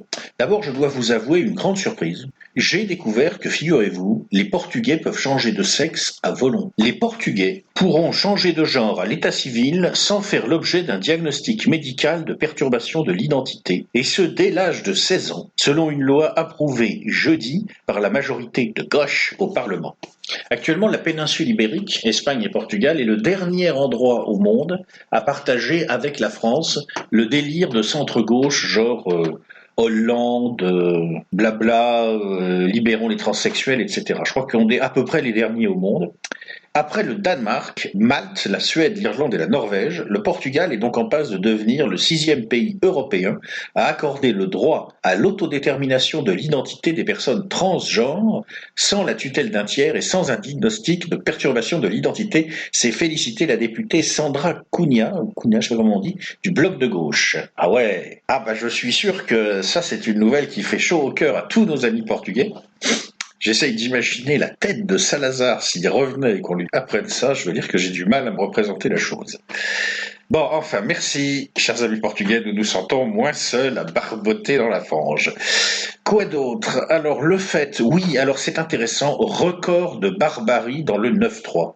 Alors, en général, je suis pas tellement du genre à mettre en avant des faits divers parce que, disons que c'est pas ma méthode. Je me méfie du culte du fait divers qui permet de dire un peu n'importe quoi sur l'évolution de la société.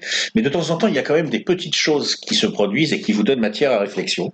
Donc en Seine-Saint-Denis, à la fin du mois de juin, un monsieur qui se promenait dans la rue a été agressé par plusieurs personnes qui voulaient lui arracher son téléphone portable.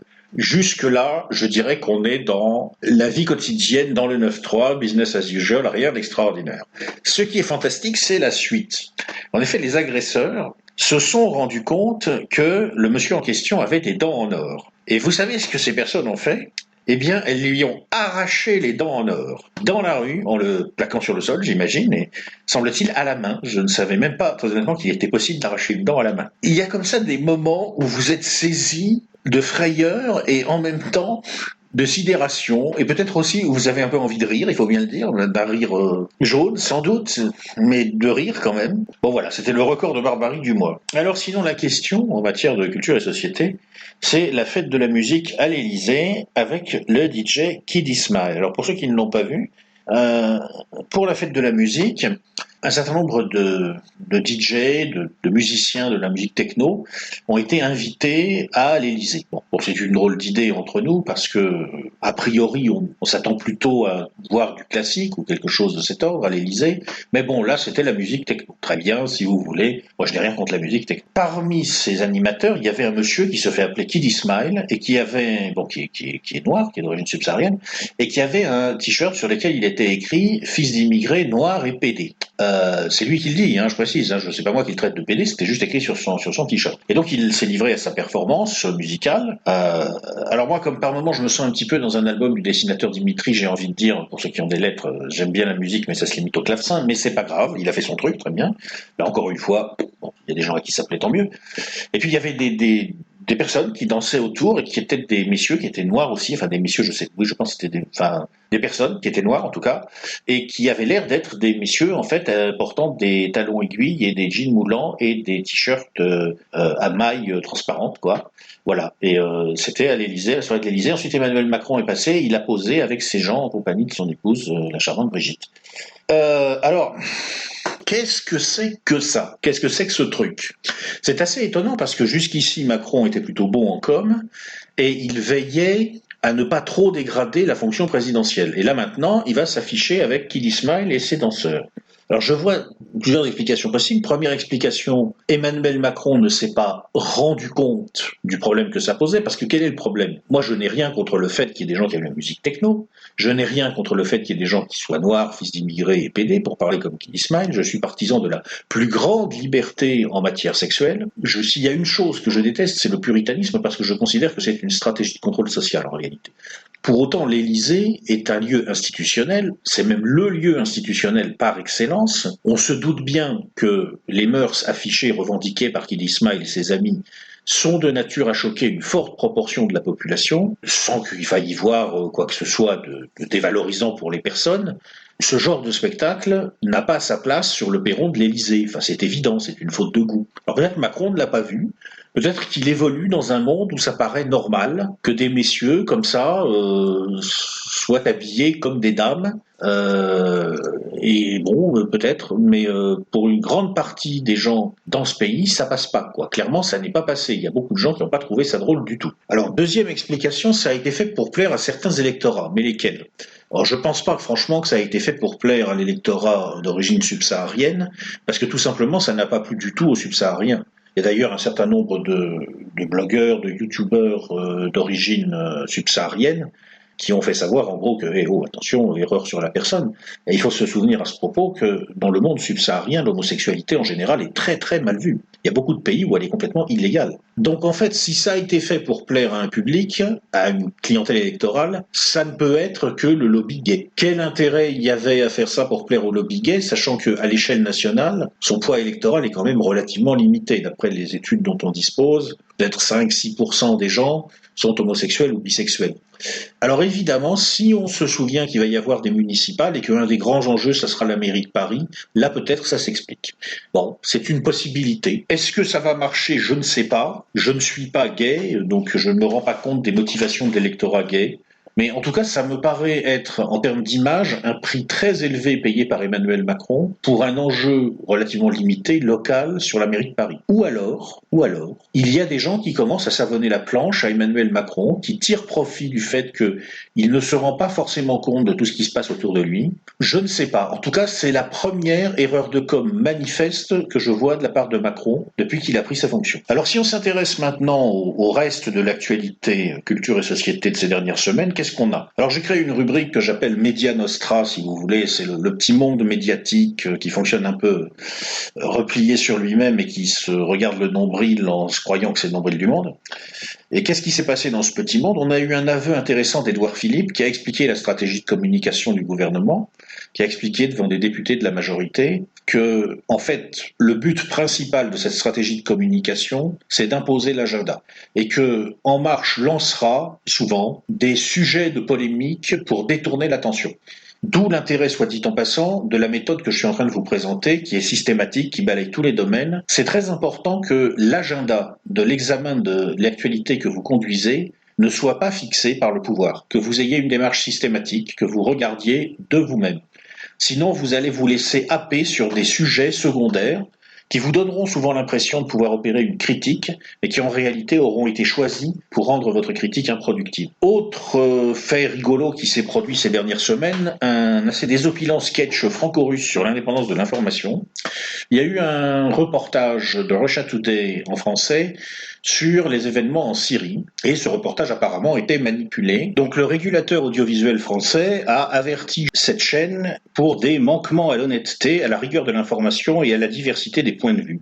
Alors il s'avère que lors d'un sujet diffusé le 13 avril 2018 et contestant la réalité des attaques à l'arme chimique dans la région syrienne de la Ghouta orientale, le CSA a observé que la traduction orale des propos tenus par un témoin syrien ne correspondait en rien à ce qu'il exprimait à l'antenne. Voilà, alors c'est très possible, Russia Today est une chaîne de propagande, c'est très clair. Ce qui est amusant, c'est la réaction des Russes. Alors ils n'ont pas du tout nié, ils n'ont pas fait d'incident diplomatique. Simplement, quelques jours plus tard, l'équivalent russe de notre CSA a averti France 24, pratiquement en reprenant les mêmes termes. Ce qui est une façon de dire en fait, c'est vrai, on fait de la propagande, mais vous aussi. Ce qui est vrai. Je n'ai aucune confiance dans les informations que peuvent donner des médias d'État russes sur un conflit où la Russie est impliquée, mais je n'ai également aucune confiance en des informations que peuvent donner des médias français sur un conflit où la France est impliquée. Donc un partout, balle au centre. Une fois de plus, on constate que on peut dire ce qu'on veut de la Russie de Poutine, mais quand on regarde objectivement la situation, le pouvoir français est coupable à peu près de tout ce qu'il reproche au pouvoir russe. C'est comme ça. Alors ensuite, j'ai créé une rubrique nouvelles questions sexuelles. Ce que j'appelle nouvelles questions sexuelles, eh bien en gros, bon, ça fait très longtemps qu'il y a une question sexuelle dans l'humanité, j'ai même envie de dire que c'est la question de l'humanité, et jusqu'à une date récente, c'était une question relativement simple, qui pouvait se formuler ainsi: comment fait-on pour que les hommes et les femmes se rencontrent afin que l'humanité perdure ? Bon, désormais, c'est devenu un petit peu plus compliqué. Depuis que les Portugais peuvent changer de sexe à volonté, la question est renouvelée. Alors, qu'est-ce qu'on observe sur ce plan-là ces dernières semaines? D'abord, une remarque au passage. On constate une fois de plus qu'il y a une sorte de lien bizarre entre immigrationnisme et féminisme. Récemment, il y a 2 nouveaux gouvernements qui viennent d'entrer en fonction en Europe, en Italie et en Espagne. Il s'agit de 2 pays latins qui partagent donc a priori des cultures relativement proches. Le gouvernement espagnol est à la fois le plus féminin et le plus immigrationniste, je crois, d'Europe actuellement.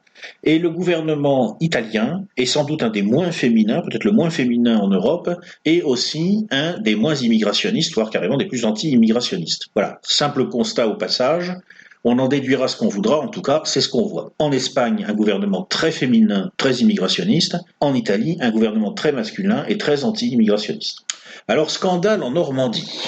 Oui, ça, il faut que je vous raconte parce que c'est très drôle. Vous savez que je suis un Normand d'adoption. Alors, forcément, je m'intéresse un petit peu à l'actualité normande.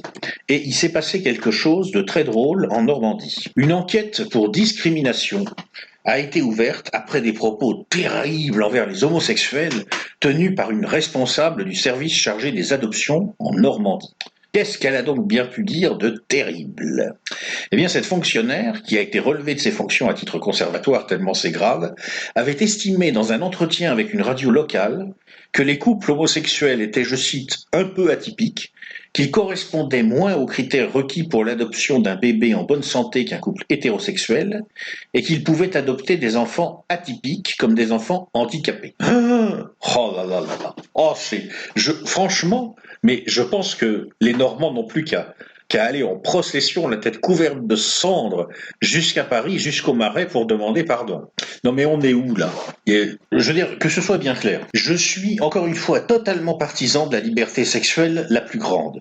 Je suis absolument opposé à toute forme de persécution des homosexuels. Et si demain, pour je ne sais quelle raison, il y a à nouveau des salopards qui font la chasse aux PD, on peut compter sur moi pour protéger les garçons sensibles. Il n'y a pas de problème. Mais cette dame a juste dit que les couples homosexuels étaient un peu atypiques. Et c'est un constat, les gars. C'est un constat. Vous comprenez ? Ce n'est pas un jugement de valeur, c'est un constat. La majorité de l'espèce humaine est hétérosexuelle, ok ? Donc il n'y a pas de scandale à faire un constat. Après, on pourra ou pas être d'accord avec le raisonnement qui est le sien, à couple atypique, enfant atypique, ça c'est un autre débat, mais encore une fois, elle a le droit de s'exprimer. Qu'est-ce que c'est que cette envie de pénal ? Non mais franchement, qu'est-ce que c'est que ce truc ? Alors toujours dans le même cadre, l'OMS vient de revoir sa classification. Comme je vous disais dans la conclusion de ma note de lecture sur la ponérologie politique de Andrew Lobachevsky, je pense qu'il faut regarder ce qui se passe au niveau des études sur les pathologies mentales et au niveau des classifications qui sont utilisées. Eh bien, l'OMS vient justement d'estimer que le transsexualisme, c'est-à-dire que le fait d'avoir le sentiment d'appartenir au sexe opposé ne doit plus être considéré comme une maladie mentale. Alors, la motivation pour cette décision, c'est, je cite l'OMS, que le fait de lier le transsexualisme aux maladies mentales était stigmatisant. Ok. Donc quand un truc est stigmatisant, même si on doit considérer que scientifiquement c'est exact, on doit considérer que c'est inexact. C'est-à-dire que si c'est stigmatisant, l'exact doit devenir inexact. Je veux dire, je comprendrais qu'un psychiatre vienne me dire ce n'est pas une maladie mentale et je vais vous expliquer pourquoi ce n'est pas une maladie mentale au regard des définitions de la maladie mentale. Ok, après ça se discute, mais là je pourrais admettre l'argument. Mais un argument consistant à me dire parce qu'un truc est stigmatisant, ça peut pas être une maladie mentale, là je me pose des questions. Ça veut dire que si demain, on imagine, les psychopathes forment une ligue en disant que le fait de dire que la psychopathie est une maladie mentale, c'est stigmatisant, on va réputer que la psychopathie n'est pas une maladie mentale, alors que psychopathie, en fait, sauf erreur de ma part, est un synonyme de maladie mentale. Qu'est-ce que ça veut dire ? Où est le sens de ce truc ? On est dans une situation où un certain nombre de mots servent à interdire la pensée. J'ai réputé que quelque chose était stigmatisant, donc tu n'as pas le droit de le penser. C'est une erreur factuelle, c'est une erreur intellectuelle, c'est une source d'erreur, c'est un mode de pensée que je n'accepte pas. Je veux bien éventuellement qu'on m'explique que le transsexualisme n'est pas une maladie mentale, mais à ce moment-là, il faut me le prouver au regard de la définition de ce qu'est une maladie mentale. Mais qu'on m'explique que je ne dois pas considérer que le transsexualisme est une maladie mentale parce que ce serait stigmatisant, c'est intellectuellement inacceptable. Alors il y a quand même quelques bonnes nouvelles dans ce délire. Les Saoudiennes peuvent conduire. Moi, je trouve que c'est une bonne nouvelle parce que je ne voudrais pas qu'on l'oublie, au délire ultra-féministe occidental en transe peuvent répondre dans d'autres mondes des délires d'oppression des femmes qui sont également insupportables. Donc bravo aux Saoudiennes qui peuvent conduire, je suis très content pour elles. Quoi d'autre ? Alors je crée enfin, pour terminer nos revues d'actualité, la rubrique qui va toujours être la plus drôle, la régression anthropologique. Je suis absolument persuadé que nous vivons une époque de régression anthropologique fondamentale qui vient tout simplement du fait que l'espèce humaine a été en quelque sorte fabriquée par l'évolution pour évoluer dans un certain contexte, dans un certain milieu, et que cette espèce a tellement modifié son milieu que, en quelque sorte, il n'est plus adapté pour lui éviter de régresser. C'est-à-dire qu'une espèce qui ne subit pas un certain nombre de stress régresse naturellement. Un certain niveau d'agression du milieu est nécessaire pour éviter que l'espèce régresse, si vous voulez. Comme on a aujourd'hui des milieux trop protecteurs et trop antinaturels, on a une espèce qui régresse naturellement. Je crois que c'est ce que nous voyons, et ça se manifeste de diverses manières. Alors j'ai relevé 3 petits faits qui me semblent bien illustrer la régression anthropologique en cours. D'abord, aux États-Unis, la nouvelle péripétie de l'affaire Stormy Daniels. Alors là, je reconnais qu'on est dans la même veine que le bouquin Fire and Fury qui m'avait tellement fait rire. Ça a beaucoup étonné les gens que j'ai perdu mon temps avec ce bouquin relativement tabloïd. Mais d'abord, il était intéressant parce qu'il disait un certain nombre de choses quand même sur le fonctionnement de la Maison-Blanche, c'est bon à savoir. Et puis, d'autre part, parce que je trouve ça tout simplement très marrant. Je reconnais que j'éprouve un certain plaisir pervers à voir l'humanité contemporaine patauger littéralement dans sa merde comme une truie dans sa soupe. Ça me fait marrer, c'est un plaisir pervers, mais je l'assume. Et alors, Stormy Daniels, qu'est-ce qui se passe ? Donc d'abord, qui c'est Stormy Daniels ? Eh bien, c'est une star du porno qui aurait eu une relation sexuelle avec Trump, puis qui aurait obtenu d'être rémunérée pour ne pas parler de cette relation sexuelle, puis l'affaire a été ébruitée, il s'est avéré que l'avocat de Trump a bien payé cette dame pour qu'elle n'en parle pas. Bon, je vous passe les détails de ce qu'elle a expliqué sur les penchants sexuels de Donald Trump. Là, on descend à un niveau où même moi, je ne vais pas. Bref, c'est absolument lamentable et il n'y a que dans des pays rendus malades et obsédés sexuels par le puritanisme qu'une affaire comme ça peut prendre une ampleur pareille. Alors, ce qui est assez, je veux dire, extraordinaire, c'est que récemment, le 12 juillet, l'actrice de film pornographique Stormy Daniels, donc, a été arrêtée dans un club de striptease de l'Ohio où elle se produisait, car elle a été accusée, figurez-vous, d'attouchement sur des clients. Et donc elle est poursuivie pour activité sexuelle illégale. Elle n'a pu être libérée qu'après avoir payé une caution. Alors qu'est-ce qu'elle a fait concrètement ? Eh bien, pendant sa performance, après avoir exposé ses seins, elle aurait amené de force les têtes des clients dans sa poitrine en utilisant ses seins nus pour les gifler. On peut supposer que les clients d'ailleurs étaient preneurs de la prestation puisqu'ils se sont laissés faire. Mais c'est pas grave, elle est poursuivie pour avoir fait ça. Alors, je veux dire, ce qui me fascine chez les Américains, c'est le niveau d'hypocrisie qu'ils ont atteint. Je veux dire, mais là encore, comment c'est possible ? Comment se peut-il que dans un pays de 300 millions de personnes, il n'y ait personne pour dire, mais on est complètement ridicules, les mecs ? Donc ça veut dire qu'on a une société où on organise légalement ce genre de spectacle, mais parce que la gonzesse a un litige avec le président, rien que ça, parce que paraît-il elle a couché avec lui, on va lui inventer une activité sexuelle illégale parce qu'elle a fait un truc lors de son show qui n'était pas conforme à je ne sais quelle loi délirante. Et c'est dingue. Je veux dire, franchement, le puritanisme rend fou. Et les Américains sont fous à ce niveau-là. Ils ont un problème, ces mecs-là. Dans n'importe quel pays normal, c'est un sujet de rigolade. Bref. Autre information intéressante en termes de régression anthropologique, et celle-là plus sérieuse, toujours la classification de l'OMS, eh bien l'OMS vient de reconnaître, et ça c'est une bonne nouvelle à mon avis, le trouble des jeux vidéo. C'est officiel, les jeux vidéo constituent une forme de drogue addictive qui peut provoquer des troubles graves. Et quiconque a pu discuter avec des gens qui ont été dans les milieux gamers et qui ont été témoins de certaines dérives pourra vous le confirmer, il n'est que temps que l'OMS reconnaisse qu'il y a un vrai problème, qu'on s'en saisisse et qu'on le traite. Mais la vérité, si on va au fond des choses, c'est qu'on peut relier ce trouble à ce que je vous disais sur le problème qu'ont nos sociétés avec les jeunes hommes. Dans des sociétés où on met les jeunes hommes au chômage, un des grands problèmes, ça va être de les occuper pour qu'ils n'aillent pas casser la gueule aux gens qui sont responsables de leur malheur. Et c'est là qu'on retrouve les jeux vidéo. Une fois de plus, on constate que diffuser des formes de drogue est une stratégie de contrôle par les classes supérieures. Et enfin, je terminerai cette rubrique régression anthropologique par, je dirais, le truc le plus ignoble du mois. Comment Elon Musk, le milliardaire californien qui va sauver la planète et envoyer des voitures sur Mars ou je ne sais quoi, n'a pas sauvé les petits footballeurs thaïlandais. Alors à quoi ça correspond cette histoire ? Eh bien, il y a une équipe de jeunes footballeurs thaïlandais, des enfants, les sangliers sauvages, qui ont fait une randonnée dans une grotte et qui ont été piégés dans cette grotte par la montée des eaux. Donc il a fallu aller les secourir, ça a pris plusieurs jours, et tous les médias du monde se sont rués là-dessus, parce que it's a good story. Là, c'est sûr, tous les studios hollywoodiens sont déjà en train d'adapter l'histoire.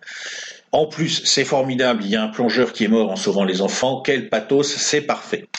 Et alors, dans ce déferlement de mauvais goût et de bons sentiments dégoulinants, avec un happy end magnifique, et même un héros qui meurt au milieu, je vous disais, enfin vraiment un truc, on dirait que ça a été mis en scène directement par Hollywood, il a fallu que Elon Musk, le milliardaire californien, intervienne, car à un moment, on n'arrivait pas à sortir les enfants de la situation où ils se trouvaient, et il a dit, je vais mettre au point un mini sous-marin qui pourra rentrer dans la grotte, passer sous l'eau et aller sauver les enfants.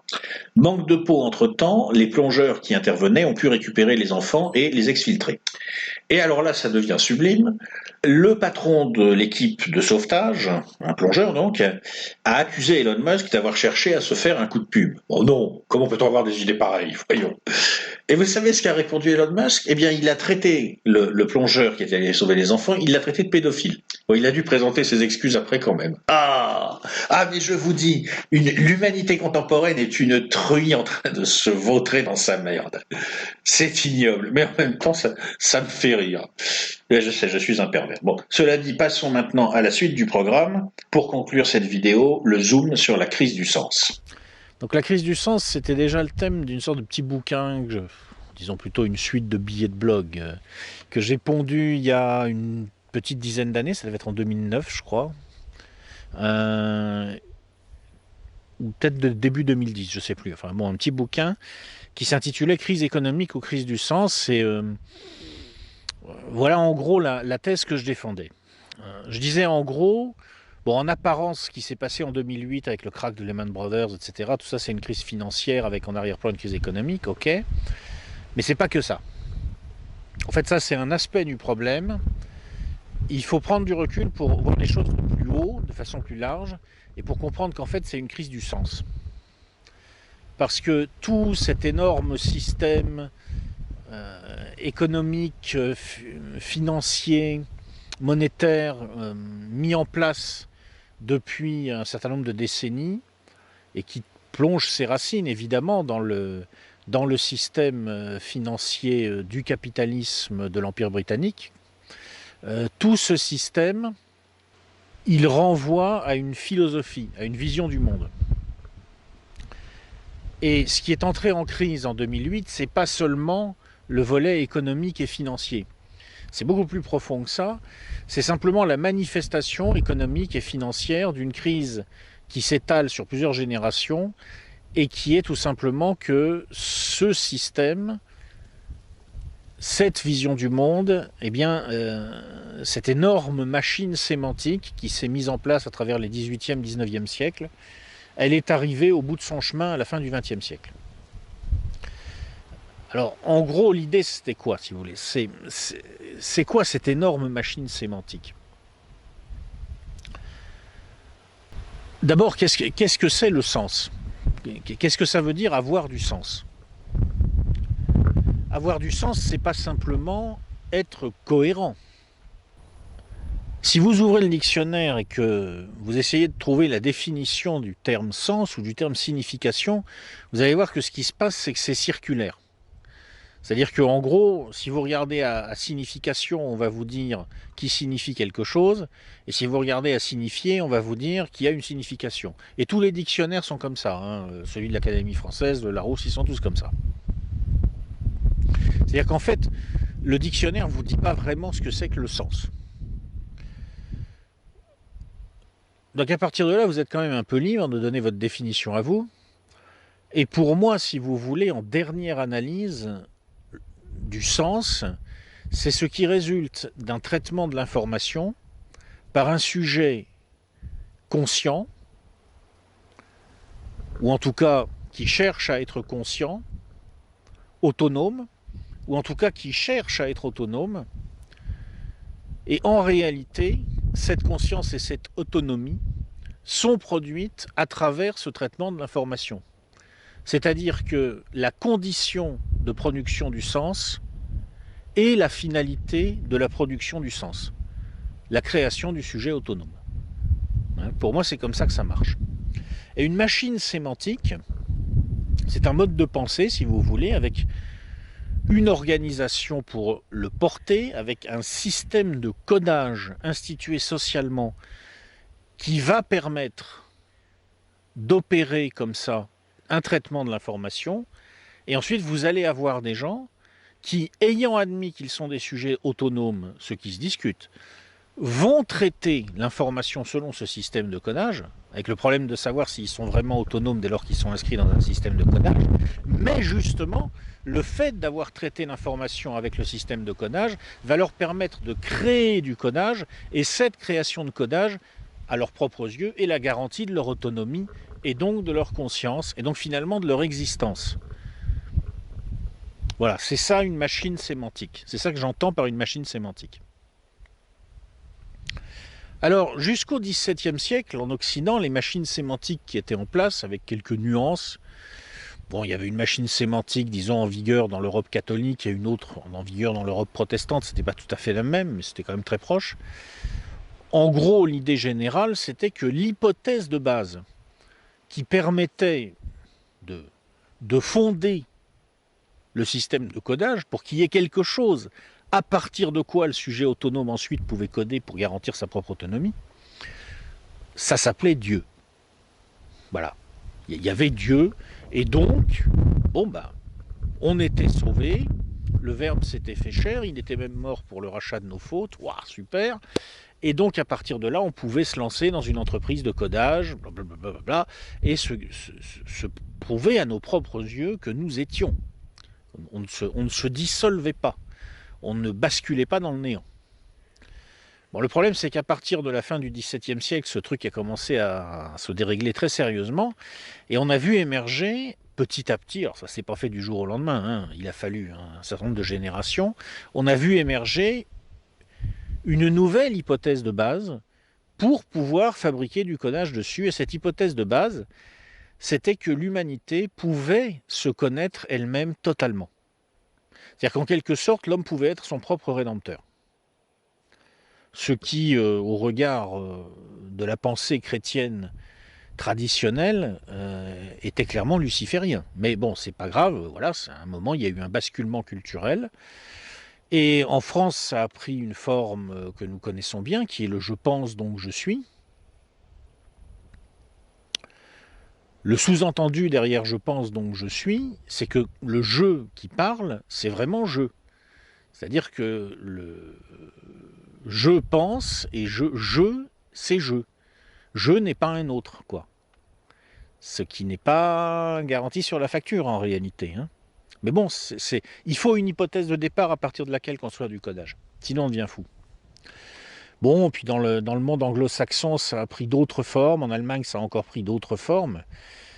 Les Allemands sont allés très très loin dans la réflexion sur ce point parce que le protestantisme a créé une inquiétude que le catholicisme avait plutôt eu tendance à apaiser. Donc quand ces conceptions religieuses se sont sécularisées, bien sûr Descartes n'a pas compris que c'est parce qu'il venait de l'univers mental catholique qu'il disait « je pense, donc je suis ». Et je ne pense pas non plus que Leibniz, Kant ou Schopenhauer, et quoique eux ils ont plus compris à mon avis, que ça venait du protestantisme en partie leur truc. Mais enfin voilà, bon, à la fin on a inventé des machines sémantiques qui permettaient comme ça, à partir d'une hypothèse, le sujet cartésien ou ces différentes variantes, de construire le sens. Bon. Et pour que ça marche, il fallait admettre l'idée de base qui était que l'humanité était connaissable à elle-même, qu'elle pouvait connaître son monde, connaître sa destinée, qu'en quelque sorte, il y avait un point de fuite au projet, et sur le plan symbolique, même si ça restait largement inconscient, c'était évidemment une façon de vaincre la mort. Bon. Ok, je vais mourir, mais ma pensée va vers un point de fuite dans une éternité qui peut en quelque sorte se passer de Dieu. Et ma thèse, si vous voulez, c'est que, alors évidemment, comment on part de là pour arriver au subprime, vous allez me dire, on est un peu loin, mais en fait j'explique dans le bouquin qu'il y a une logique, c'est-à-dire que les systèmes de codage financier extrêmement sophistiqués, extrêmement mathématisés, ne sont qu'un aspect de ce processus général de codage et que, en fait, entre l'idée que l'humanité est absolument connaissable et celle que le banquier central peut créer de la valeur à partir de rien, il y a un continuum et il y a une logique. Je ne vais pas rentrer dans tous les détails de ma thèse, ça serait trop long, c'est pas le sujet. Voilà simplement ce que je disais, et donc je disais, bon ben, aujourd'hui on est dans la situation que ce mode de pensée est épuisé. C'est-à-dire que finalement il a fini de coder à peu près tout ce qu'il pouvait coder, et manque de peau, l'humanité est toujours pas connaissable. La société refuse obstinément de se mettre en équation. D'ailleurs, c'est le titre d'un livre qui vient de sortir. C'est pourquoi la société ne peut pas se mettre en équation. Je pourrais en faire une note de lecture aussi. Et donc, on a un problème. Parce que, en fait, on est renvoyé à notre mortalité de la façon la plus cruelle. C'est-à-dire qu'on est renvoyé à la question de savoir si nous avons une substance, si nous ne sommes pas finalement que notre propre illusion. Où est-ce qu'on va? Où suis-je? Où vais-je? Dans quelle étagère? C'est ça la situation de l'humanité européenne et occidentale d'une manière générale aujourd'hui. Alors comment on s'en sort? Eh bien on s'en sort comme tous les systèmes parvenus au bout de leur démarche, on fabrique du surcodage, c'est-à-dire qu'on fabrique en quelque sorte du codage qui n'a plus rien à coder, mais qui code le codage, qui code le codage du codage, qui code le codage du codage du codage, qui invente des territoires fictifs pour continuer à surcoder.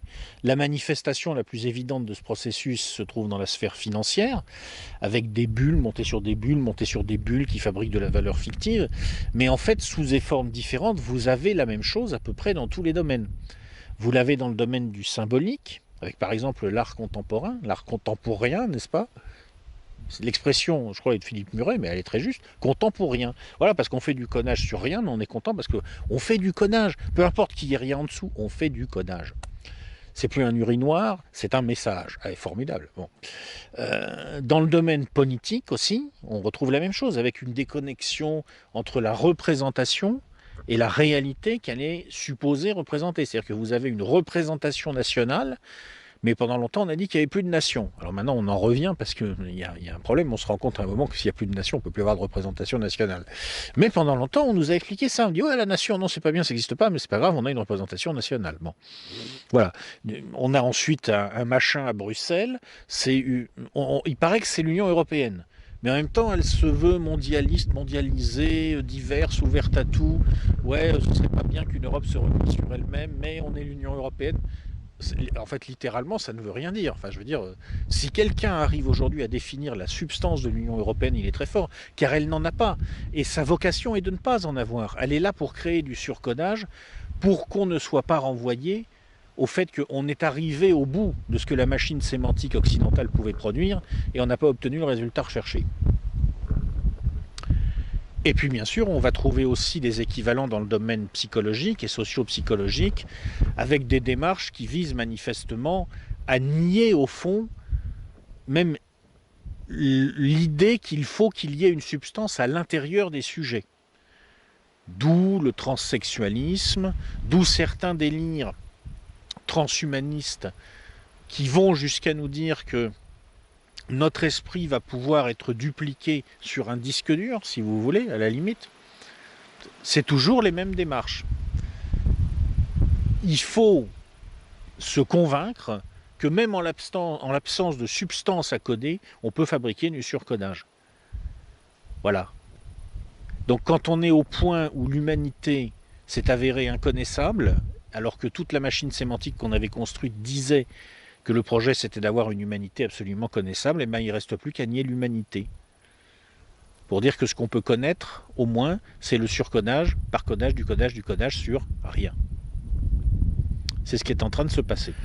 Alors, on pouvait s'attendre, ce que je disais il y a une dizaine d'années, à ce que le mécanisme d'implosion de cette machine sémantique se déroule en 3 temps, qui pouvait d'ailleurs en partie se superposer suivant les domaines, avec un premier moment que j'ai appelé souslovien, parce que j'ai fait un parallèle avec ce qui s'est passé à la fin de l'Union soviétique, si vous voulez. Le système soviétique était à bien des égards une caricature en fait du mode de pensée matérialiste occidental. Et avant de s'écrouler dans les années 70, l'Union soviétique a eu un moment de très forte accentuation de l'effort propagandiste. C'est-à-dire que moins le système fonctionnait, moins les gens y croyaient, plus on en rajoutait dans la propagande et dans l'affirmation rituelle que bien sûr tout le monde y croyait. Et le type qui s'occupait de ça à l'époque de Brejnev s'appelait Monsieur Souslov. Et donc je m'attendais à un mouvement souslovien dans nos sociétés exténuées. Et puis je me disais qu'ensuite à un certain moment il y aurait un effondrement. Parce que si vous voulez, la réalité finit toujours par faire retour. On ne peut pas éternellement faire fonctionner du surcodage sur du surcodage. Il y a un moment tout simplement quand les gens n'y croient plus, quand le système n'a plus de jus, ça craque. Parce que ça devient très fragile, il n'y a plus d'influx. Et au premier coup de tabac, la boutique est par terre. C'est ce qui est arrivé à l'Union soviétique, c'est ce qui est arrivé à tous les systèmes avant. Et donc je pensais que ça arriverait pour nous. Je ne me risquais pas à donner une date, mais en général, les spécialistes disaient plutôt entre 2030 et 2050. Bon, je crois qu'on est toujours dans ces eaux-là. Et puis je me disais, après, il y aura une renaissance, la réinvention de quelque chose de nouveau. Et qu'est-ce qu'on peut faire, nous, aujourd'hui, dans la situation où on est, à part regarder le moment souslovien en nous marrant, c'est commencer à travailler, à jeter les bases de la renaissance. Pas pour nous-mêmes, je ne sais pas si on la verra. Moi, je crois que je suis déjà trop vieux. J'ai 50 ans, il me reste quoi, 25 ans à vivre. Je serai mort en 2045. Je pense que je verrai le début de l'effondrement, mais je ne verrai pas le début de la renaissance. Mais c'est pas grave, c'est pas grave. Du moment que je peux travailler à jeter les bases de ce qui viendra après, ma vie n'est pas vaine. Donc je me disais que c'était ça qu'il fallait faire. C'est d'ailleurs toujours ce que je pense qu'il faut faire. Voilà à peu près comment je voyais les choses. Alors, où est-ce qu'on en est aujourd'hui maintenant, compte tenu de tout ce qu'on vient de voir sur l'actualité récente? Bon, je crois qu'il est très clair qu'on est en plein souslovisme. Que l'entreprise de déni a atteint un degré d'hystérie qui est quand même assez extraordinaire.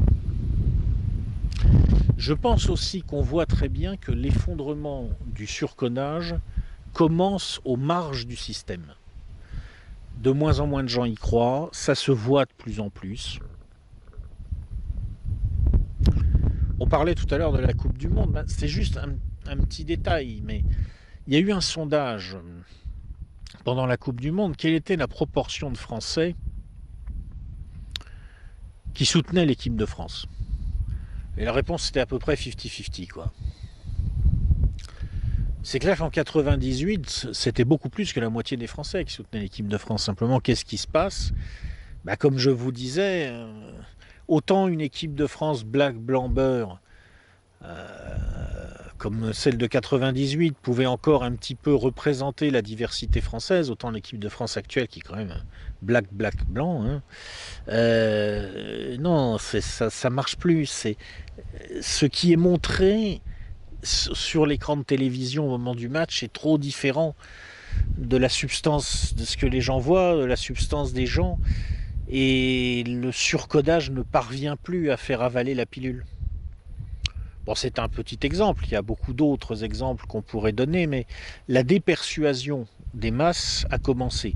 Pour l'instant, ça ne se voit pas trop, ça se passe encore aux franges, mais ça a commencé. Par contre, on ne voit pour l'instant pas l'ombre d'une réinvention d'une nouvelle machine sémantique. Sans doute, c'est trop tôt. Il faut voir que le système a quand même une grande capacité de sidération avec l'outil médiatique, avec la consommation.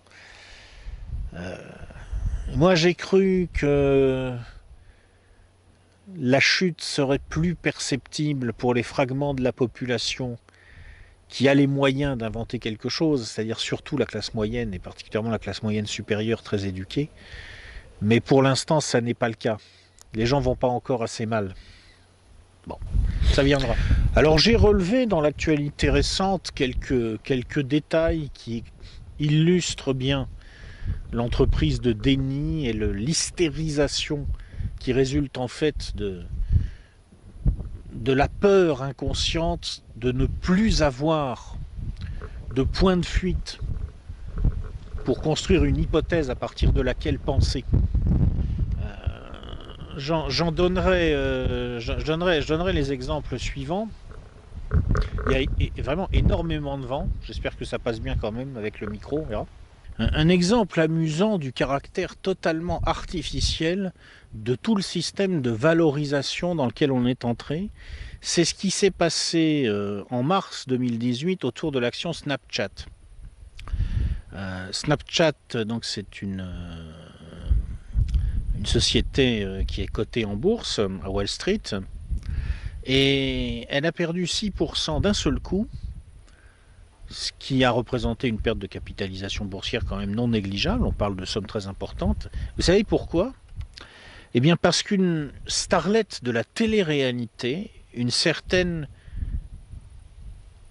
Kylie Jenner, ou Kylie Jenner, je sais pas comment on doit dire, Kylie Jenner je pense, a déclaré, alors qu'elle a 25 millions d'abonnés sur son compte Twitter, qu'elle n'utilisait plus Snapchat. Alors l'analyse des spécialistes, c'est que en fait nous sommes entrés aujourd'hui dans une économie de l'attention où la seule ressource rare finalement, disent-ils, à court terme, c'est le temps de cerveau des utilisateurs des réseaux sociaux. Et c'est ça qui, paraît-il, est valorisé en bourse parce que derrière il y a des revenus publicitaires.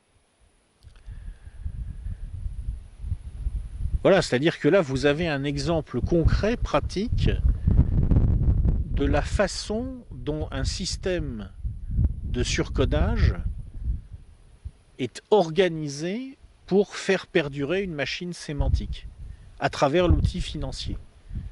C'est assez amusant à voir.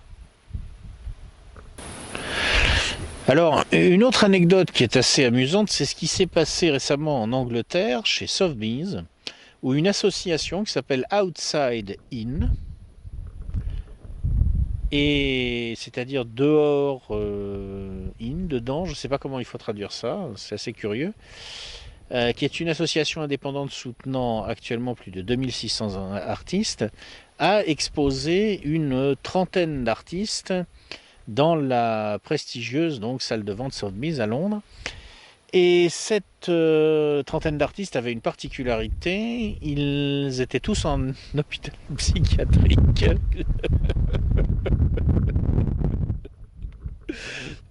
Ils sont allés chercher les artistes à exposer en hôpital psychiatrique. Voilà. Un autre truc assez délirant, c'est l'affaire Luc Alphand. Vous savez, Luc Alphand, c'est un ancien champion de ski Et en 2016, il a publié des photos de chasse. Bon.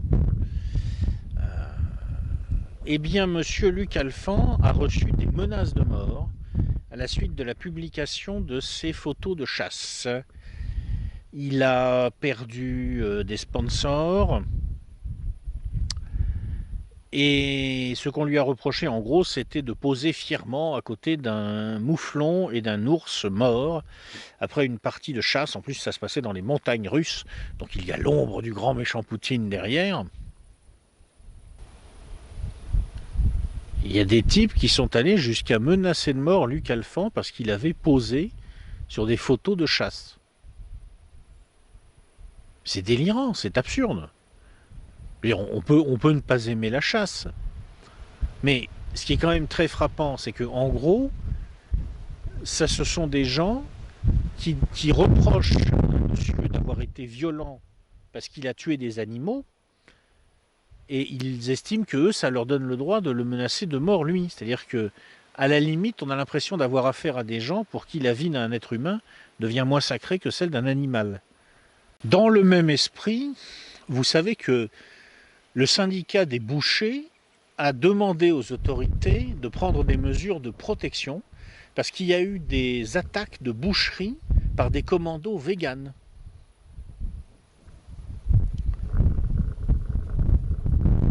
C'est-à-dire que vous avez des gens qui, au nom de la non-violence contre les animaux, sont prêts à passer à la violence contre les êtres humains.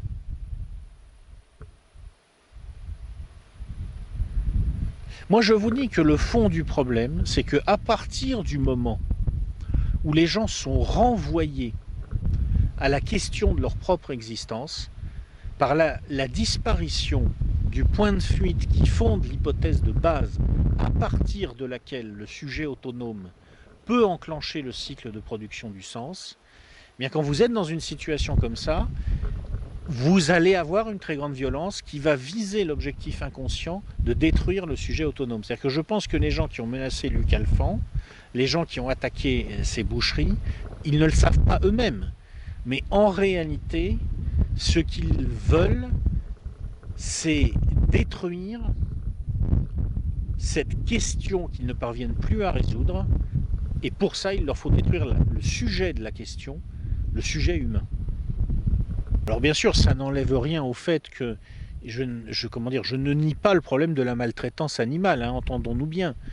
Je comprends très bien qu'il y ait des gens qui désapprouvent éventuellement la chasse, c'est tout à fait le droit. Je comprends très bien qu'il y ait des gens qui soient scandalisés par la façon dont nous traitons les animaux, ils ont raison. C'est très grave la façon dont nous traitons les animaux. Ce qui, moi, me frappe, c'est le passage à la violence. Le passage à la violence contre l'être humain au nom de la défense des animaux. Pourquoi ? Et puis bien entendu, vous avez tout ce dont on a parlé avant à propos du transsexualisme, avec nos amis portugais qui maintenant peuvent changer de sexe à volonté, avec l'OMS qui nous explique que croire qu'on est une femme quand on est un homme, ça n'est plus une pathologie. Tout ça, ça participe d'une entreprise générale de négation de l'essence, de la substance. Parce qu'en niant cette donne, on croit permettre l'effacement de la question qu'on ne parvient plus à résoudre. C'est mon interprétation des faits. C'est comme ça que je décode la crise du sens et son déploiement à ce stade de l'effondrement latent de notre machine sémantique, c'est-à-dire de notre culture, si vous voulez. Voilà, c'était la vraie actu juin-juillet 2018. Une très longue vidéo, un très long voyage à travers l'actualité récente et les prolongements qu'on peut établir à partir de là. J'espère que j'ai pas été trop long. Apparemment, ça vous embête pas trop quand je m'épanche, quand je me laisse aller. Ce que les gens veulent pas, c'est qu'il y a trop de temps mort, trop de silence. Majoritairement, ça vous plaît pas trop. Donc j'ai essayé de couper ça. Et puis écoutez, si la vidéo est trop longue, vous la regardez pas jusqu'au bout. Sinon, pour ceux qui sont en vacances, ça leur fait un beau cadeau pour leur mois d'août, j'espère. Alors, qu'est-ce que c'est la suite du programme ? Donc, je pense qu'en août et début septembre, on va se faire 3 ou 4 notes de lecture. Je pense qu'il va y avoir Osons dire la vérité à l'Afrique de Bernard Lugan, qui est un complément utile à La ruée vers l'Europe de Stephen Smith, qu'on a fait il y a quelques semaines. Je pense aussi que je ferai une note de lecture sur Le Monde en 2050 de Michel Camdessus, qui va nous permettre de regarder un petit peu ce que c'est que l'euromondialisme aujourd'hui. Et là, on va bien comprendre pourquoi l'euromondialisme est une certaine forme d'atlantisme, on va dire, israélo-compatible. Ça va devenir compliqué à marier. On va aussi, je pense, faire un bouquin qu'on m'a recommandé suite à mon commentaire sur le travail de Pierre Hillard. On m'a dit qu'il y avait des trucs que je disais qui rappelaient un peu un bouquin dont on a beaucoup parlé récemment, qui est Sapiens, de Monsieur Harari. Donc j'ai lu Sapiens et Homo Deus, et on va faire un commentaire dessus, c'est assez intéressant aussi. Il y a beaucoup à dire. Et puis je pense aussi qu'on va se faire une note de lecture sur un bouquin que je viens de commencer, que j'attendais depuis pas mal de temps et qui a l'air d'être assez explosif. Rise and Kill First, c'est sur les exploits du Mossad et c'est un petit peu plus musclé que ce que nous en avait dit Gordon Thomas. Rise and Kill First, une note de lecture absolument nécessaire. Il y a vachement de vent, j'espère que vous m'entendez quand même. C'est l'occasion de tester le micro, on va voir s'il est bon. Voilà, bon ben, c'est fini et je vous dis donc à bientôt.